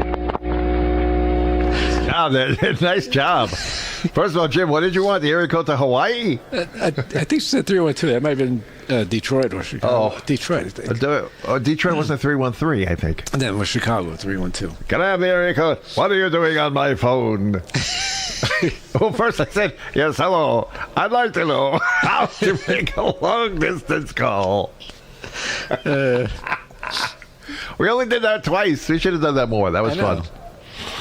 And then the two operators talking to each other. She's like, what number did you call, ma'am? I didn't call any number, ma'am. Well, I'm an operator, ma'am. Well, what number did you set up for your customer, ma'am? And then the Italian operator comes in. Yeah, ma'am. All right, we got a few more funny things to listen to. So now we had to branch out, Jim. We had to branch out. We were done calling Long John because sadly he passed away. You silly son of a bitch, you haven't got the guts. And we were done calling operators because we had our fun. So we decided to call random people. Do you remember this one? Yes. This was the days there was no caller ID. Not for the average person. If you called the police or 911 or you called a regular operator, then there was caller ID. But if you just called someone in the phone book named, you were looking for your friend Mr. Hall. I wanted to talk to someone named Hal Hall. And there's only one that needs to be played. It's the best one ever. Yes. This is probably my favorite prank phone call that I ever made, and to me, one of the funniest prank phone calls ever made. And this is when I was looking to speak to someone named Hall. I would like to talk to Mr. Hall. And here we go. Yes? Hello, can I speak to Hall? Who? Hal. Holland? Carl? H-A-L. No, you have the wrong number. Who are you? You have the wrong number. I'm telling you it's right. It's not right because there's no Hall here. Well, that has to be because I have to talk to him. Hall Hancock. There is no Hall here. Well, is there a Mr. Hancock? This is Hancock Street. This is no Mr. Hancock. This is Hancock Street. Well, I'm telling you, I have to speak to Hall. It's very important. No, there is nobody here by that name. I'm telling you there is. Where you want? This is Hancock Hall. This is a meeting place. Where you want? I want Hall. What? Mr. Hall. What? Mr. Hall. No, not here. Not here. There has to be. No, they don't have to be. There has to be. There is no Hall here. You have the wrong number. Call somebody. No, I don't. What number is this? Yeah? What number have I got? What number? This is 362. Yeah, and Mr. Hall is supposed to be there. I'm telling you he is. You're making a mistake. This is the hall where they have dances and meetings. There's no hall here. This is a hall here. They have dances, clubs, and meetings. Well, could you put him on? You say he's there. Put him on. I say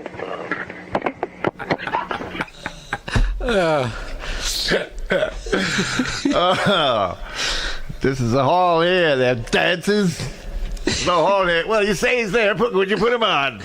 That was it. That was it. Yeah. Well, you say he's there. Please put him on. I love that one. That is Hancock Hall. The what? Oh, I had some sigh. Yes. The good one. Anyway, I thought maybe that was one that you had there. I think I do. Let me run back real quick because this is topical. Last year, I don't know if you saw, Jim, in New York City, they voted for a new mayor. And one of the people running was Curtis Sliwa. Curtis Sliwa was running for On mayor. the legacy of Timothy Leary, to me he was a mindless sensory wingding as he advocated the recreational use of LSD, sort of like the Johnny Appleseed of our time. I don't know. Let me just see if this is what I think it is. I don't know if I can. I got to play the whole thing. I'm sorry. I got to play the whole thing to figure on the out what it legacy is. of Timothy Leary. To me, he was a mindless sensory wingding as he advocated the recreational use of LSD, sort of like the Johnny Appleseed of our time. Let's face it, he sowed the seeds of disaster. But let's go to Hank calling from Brooklyn. Good morning, Hank. Hello, Curtis. Hank from Brooklyn. Yes, Hank. I want to say that I agree with a lot of what you're saying. Back in the mid-'70s, about 76, I was in high school, and there was some acid going around, some purple mescaline, and unfortunately, I did try it. Isn't it true that if you do the FBI said if you do it 9 times, you're legally insane?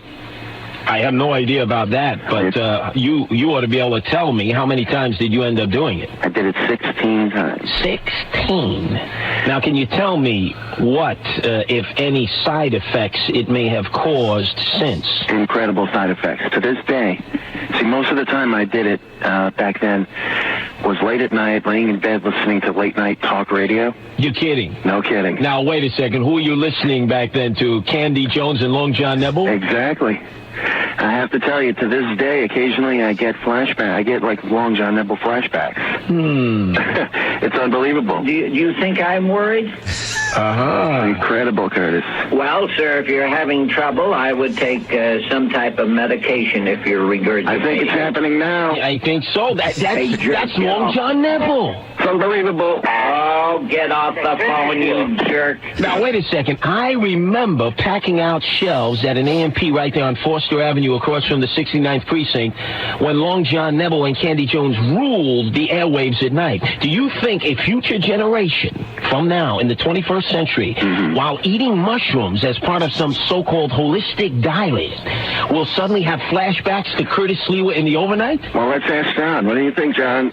Good. Thank you a lot. Nice to talk to you. By the way, do you know that Long John Nebel, aside from his many practices of bartering his abilities on the airwaves for his sponsors, was probably one of the greatest auctioneers who has ever lived? I didn't know that. He would go down into New Jersey on the weekends, and he would go to what we would now call these open-air flea markets, although they were a lot smaller back then, and he would sell anything that he could get his hands on. In fact, he was the guy who would open up his jacket, and there would be Rolodex watches on the right. That's right, Rolodex, not Rolex. And Rolodex watches on the left, and he'd sell them better than anybody from Kenya or Nigeria or the Sudan.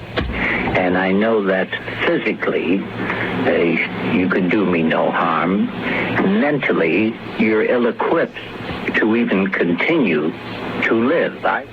He's in fine form tonight, Curtis. Now, let me ask you a question, though, Hank. You took 16 hits, but did you ever eat any one of the 7 of the sacred mushrooms of Mexico? No, that I never did. But it's a weird thing. I mean, this is a strong flashback tonight, if even you can hear it.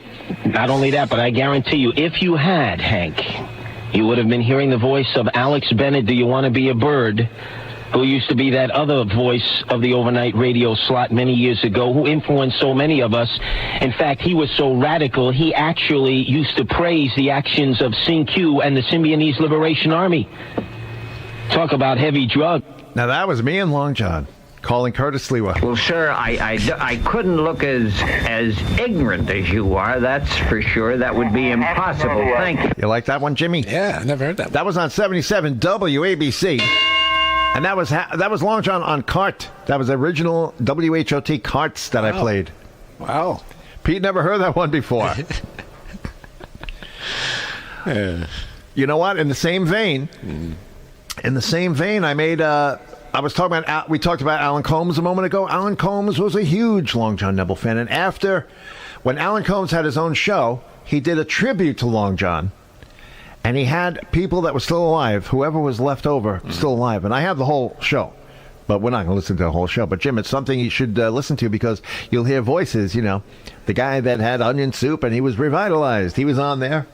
Whoever was still around. And they talked about it. And I called in. And Alan Colmes had told me, he says, hey, don't forget, I'm doing the show, the Nebel show, next Saturday. And I called in. And I called in as the guy that did all the pranks. And I got that phone call right here. Let's check it out. As we continue, I'm Alan Colmes on News Talk 1050 WEBD New York. We will take more phone calls. We'll continue to talk to our panel. We'll play some more Long John tapes as we continue. I'm Alan Colmes on News Talk 1050 WEBD New York. It's 1 o'clock. This is News Talk 1050 WEBD New York. The Strains of Forbidden Planet, the theme song of Long John Nebel. Long John Nebel, who hosted radio shows all night in New York City from August of 1956 until his untimely death in April 10th, 1978. And tonight we have reassembled some of the people. In addition to the people in the studio, I'm very gratified with the number of people who've called in who were in some way or another part or connected to the body of Long John's work. I'd like to get some people have been very patient, waiting on hold for a very long time and want to be a part of this broadcast. Our number is 212-244-1050. Hank on WEBD in Brooklyn. Hello. Good morning. Yes, Hank. It's great to be speaking with you. I think you're doing a fine show tonight. I want to thank you for this show. I loved Long John Nebel. And I wanted to ask the panel about the times when John would get into verbal sparring with his phone callers. Was that tongue-in-cheek or was that serious? Would he really get angry at them? Now, Hank, I recognize you as one of those people who used to call up and give Long John a hard time. Is that correct, sir? Well, occasionally I would call him up, and I did love him. It was all out of love, I have to say. I loved Long John.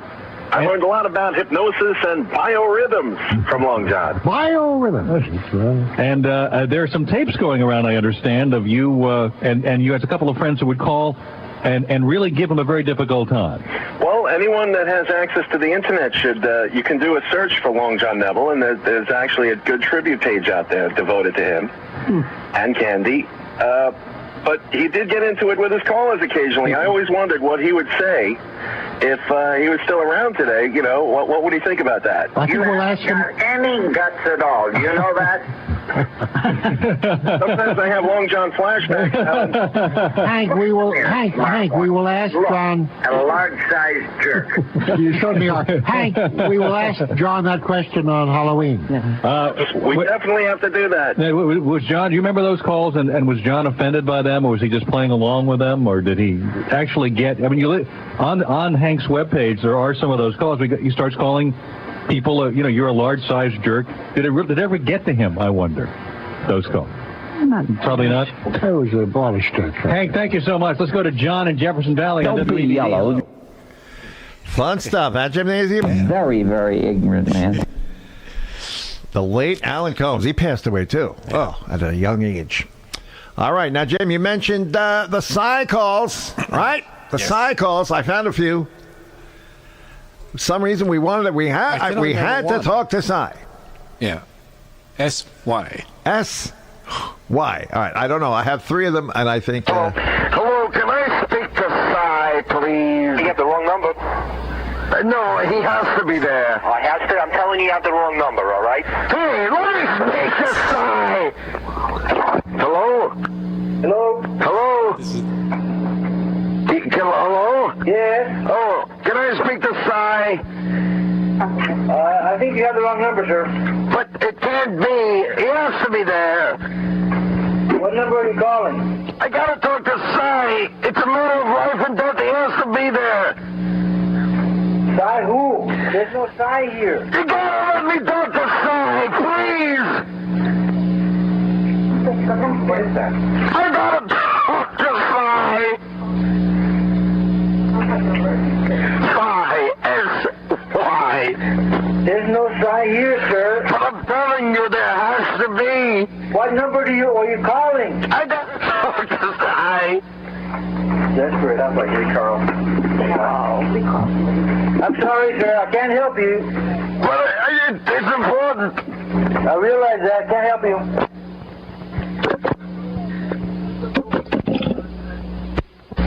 Hello?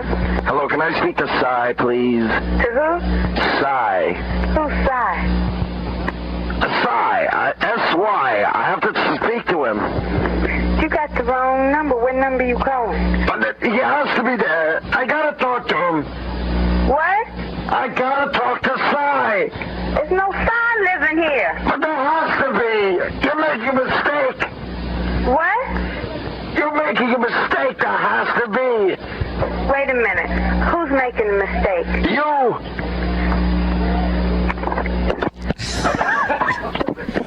Jim, we should have been put away. You're just a jerk. We should have been put away. I got another one. I don't know. Let's find out what it is. Hello? Hello? Can I speak to the side, please? What? Can I speak to the side, please? To side? Yeah. Who's that? Side! That's the wrong number. No, don't lie to me, man. Craziness. We were out of our minds. There's another funny one I couldn't find today. It's the one where it said, I called from Albany. Oh, yeah, I remember that one. All right, I'm going to search Albany, Jim. I'm going to search Albany. Because that was a funny one. Yes. But a few more of these. We had to occupy ourselves. Now, keep in mind, we are proving.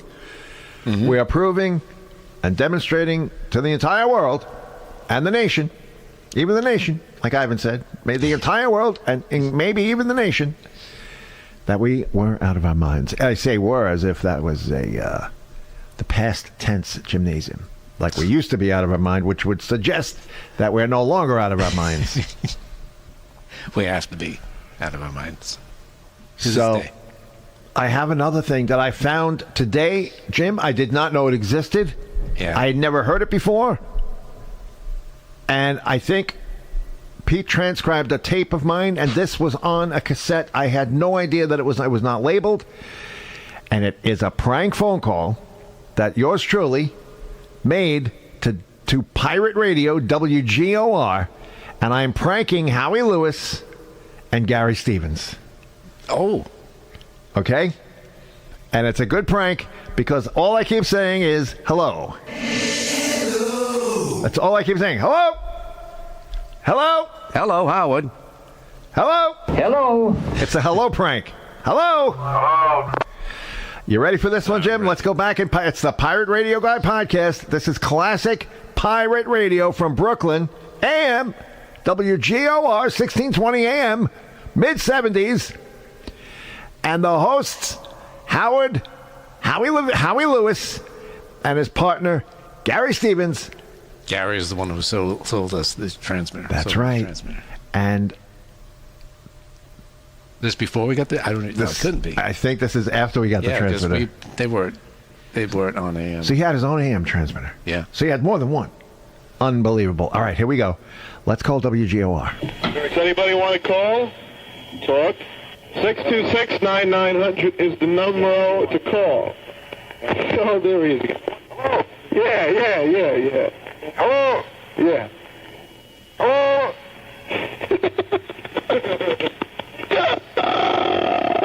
Hello? That's funny. I gotta admit that. That's funny. Hello? Hello? Hello? Hello? Hello? Hello? Hello? Hello? Hello?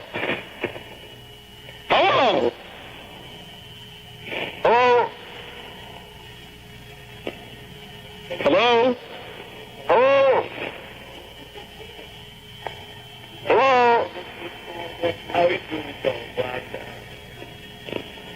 Hello?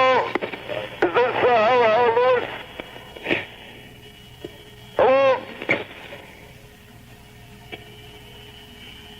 Hello? I want to speak to Howie. Hello? Hello? Hello? Can I speak to Howie, please? Hello? Hello? Who's this? No, I want to speak to Howie. I thought you can't hear me. Hello?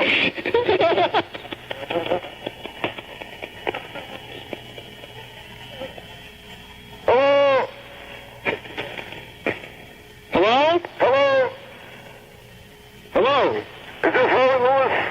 Hello? Is it? Howie Lewis. Hello? Speak to Howie Lewis, please. Hello? Hello? Can I speak to Howie Lewis, please?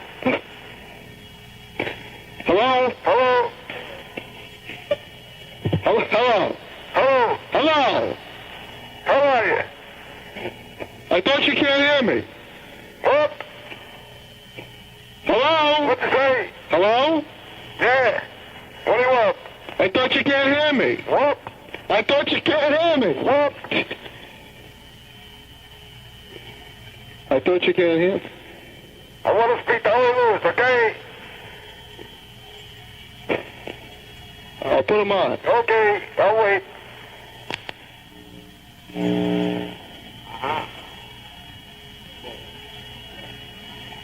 Hello. Hello.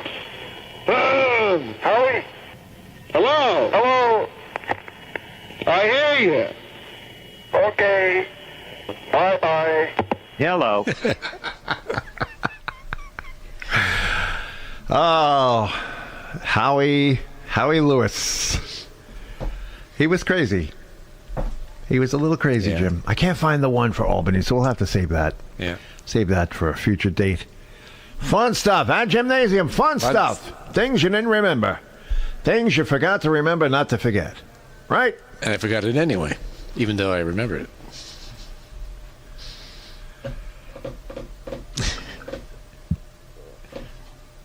I'm trying to think if there's... I can't remember any other ones. You brought back, calls out things that we did and I don't even remember. Yeah, the one where I said, I think I asked for Milton, because, Milton is just a funny name.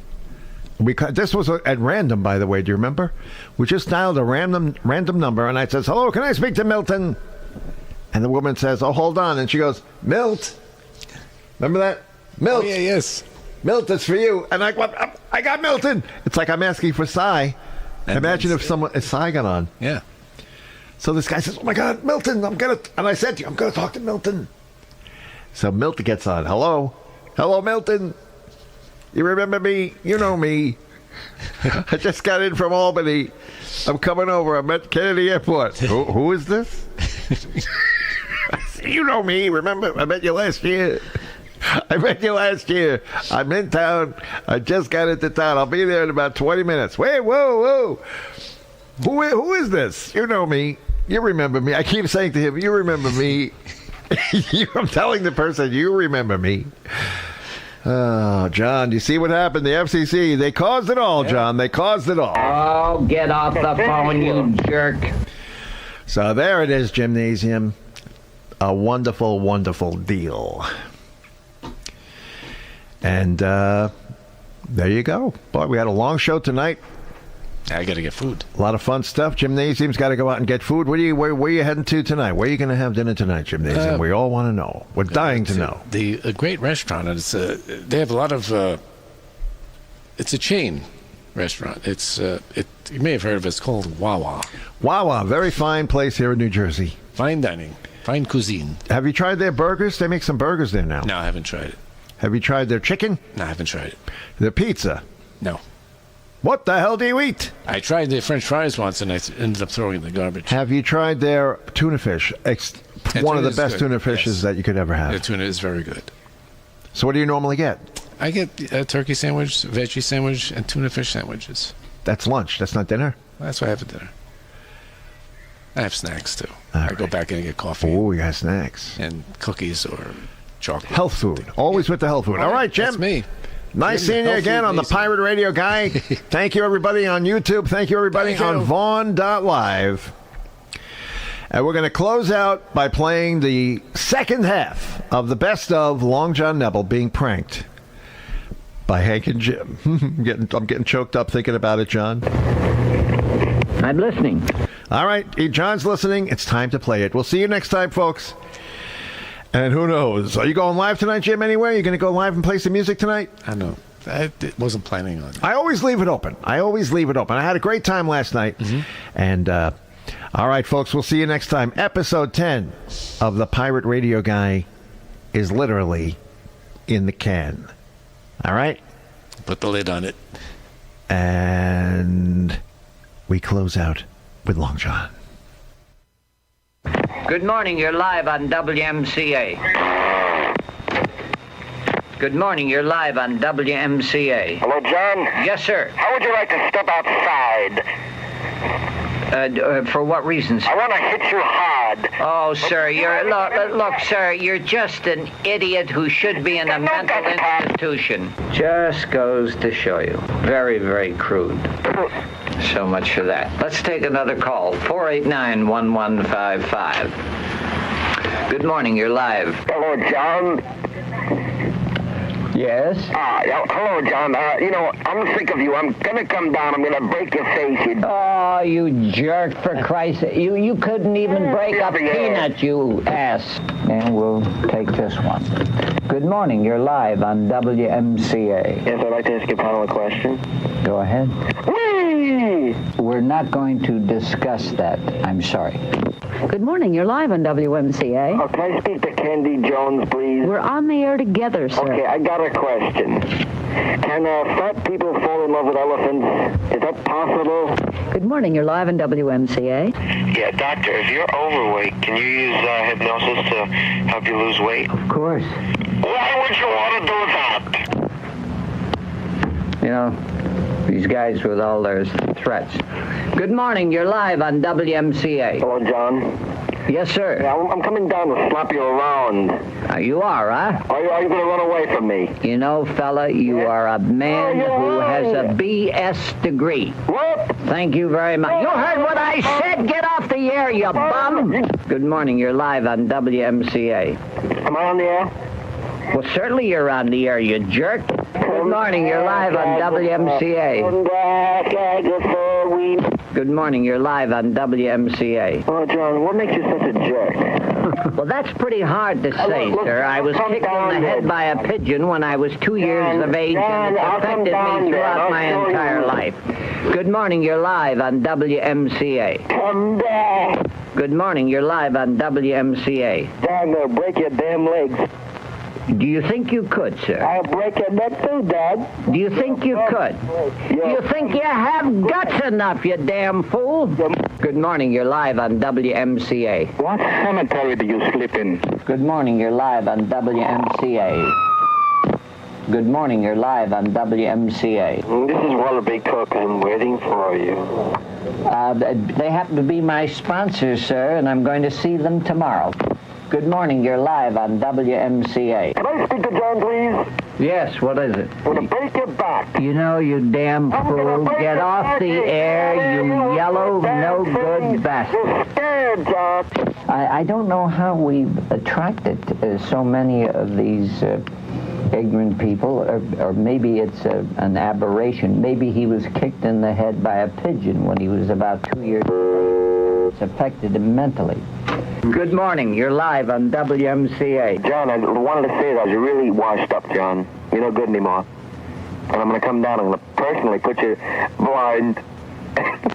Is there anything else you had to say? You're too old to be on radio, John. You're quite right about that. Go ahead. And I know that physically you could do me no harm. Mentally, you're ill-equipped to even continue to live. I would check with your local mortician and find out what type of specials they may have this week. Good morning. This is 489-1155, the Long John Nebel Candy Jones Show right here on WMCA Strauss Communications in New York. It looked to me like you wanted to say something. I've had my third cup of onion soup, I must say, and so I'm... Is that what that is? That's right, that's what it is, and I feel revitalized. Good morning, you're live on WMCA. You have a nice show tonight, Candy. Thank you. Good morning, you're live on WMCA. Oh, good morning, John. Yes, I just called to say that I've made up my mind, and tonight is the night I'm coming down and I'm going to make you blind. I'm going to come down... Sure, I was blind for about 2 years, so I don't really care about what you're going to do. You know, you're really a sickie. Sickie. Good morning, you're live. Oh, John, I was wondering, how many years ago did you lose your mind? Sir, I really don't know. Do you have a memory of when you were declared mentally incompetent? Good morning, you're live on WMCA. Oh, John, I have a question for you guys. Yes, go ahead. Good morning, you're live on WMCA. Well, how is it you permit these obscene calls to come through? I don't know that you're hearing any obscene calls. Well, I heard them say you go blind or something like that. Well, that's not an obscenity, sir. Good morning, you're live on WMCA. Wow! I don't know. Really wild. Good morning, you're live on WMCA. Oh, good morning, John. Good morning. I'm coming down tonight. Look, take the train. Look, you yellow bastard, you wouldn't dare come down. You wouldn't dare come down. You heard me. Get off the air, you bum. Good morning. You're live on WMCA. Yeah, I'd like to know. I want to know, John, has anyone ever gone to the archives? I'm sure I didn't get your question. Has anyone ever gone into the archives? Oh, yes. Ah, I see. Is that why you got no guts at all? Well, I have enough guts to handle you any time you want. You're a real jerk. Well, that's very kind of you, sir. You're old. You have glasses. You can't see. You're old. Well, I appreciate those comments, sir, and I hope you're safe. I listen to you all the time. Goodbye. Good morning. You're live on WMCA. Hey, Alan, you're next, pal. We're going to take care of you, pal. You're the one who's on the list. After John, it's going to be you. We're going to break both your legs, and then we're going after your head. You understand? Promises. It's true. Wait till we get John, then we're going to get you. Promises. Unless you run away. Both you and John hand in hand. You're going to run away, right? 489-1155. We'll go back to the phones. Good morning. You're live on WMCA. Good morning, Candy. I got a question. Yes, but your radio's on. We can't hear you. Let me turn it down. I got a question. It won't go off. It's stuck. What do I do? Well, we'll just have to have you. You can't do this. Maybe you could doesn't call know how us back. to turn down a radio. Good morning. You're live on WMCA. Oh, good morning, Candy. Good morning. Please turn your radio off. Okay, let me turn it down. Turn it off. Oh, it doesn't go off anymore. There's something wrong with my radio. What can I do? Good morning. You're live on WMCA. John, I'm going to break your back tonight, John. You know that? You know you're yellow. It's too bad you're yellow. And I know you know it now. I just want to tell everyone that you're yellow, John. Okay? Good morning. You're live on WMCA. Good morning, Doctor. I would like to know, is there anything we can do for John? Because we want to, he's lost his sanity. Is there anything we can do for him? Yes, we can eliminate you. No, well, he's all washed up, He's a jerk, He's a big jerk. Wow. John, I'm going to break him back, okay? You know that? Wow. Oh, boy. 1155. Good morning. You're on WMCA Live. And I would just like to say I'd like to make love with John. Really, I'd like to love him. I'd like to get in the sack with him. Good morning. You're live on WMCA. John, I'm going to break your head tonight, John. That's the end of you. I'm going to break your head, John. This is it. I'm going to come down and I'm going to tear you apart. Good morning. You're live on WMCA. Oh, good morning, Jim. Good morning, sir. Yes, John, I'm coming down. Are you going to run away from me?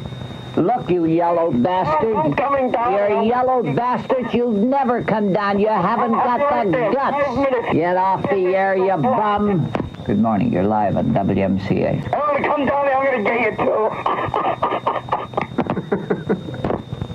too. Good morning. You're live on WMCA. I'm going to break your back, John. You know that? You're a big jerk.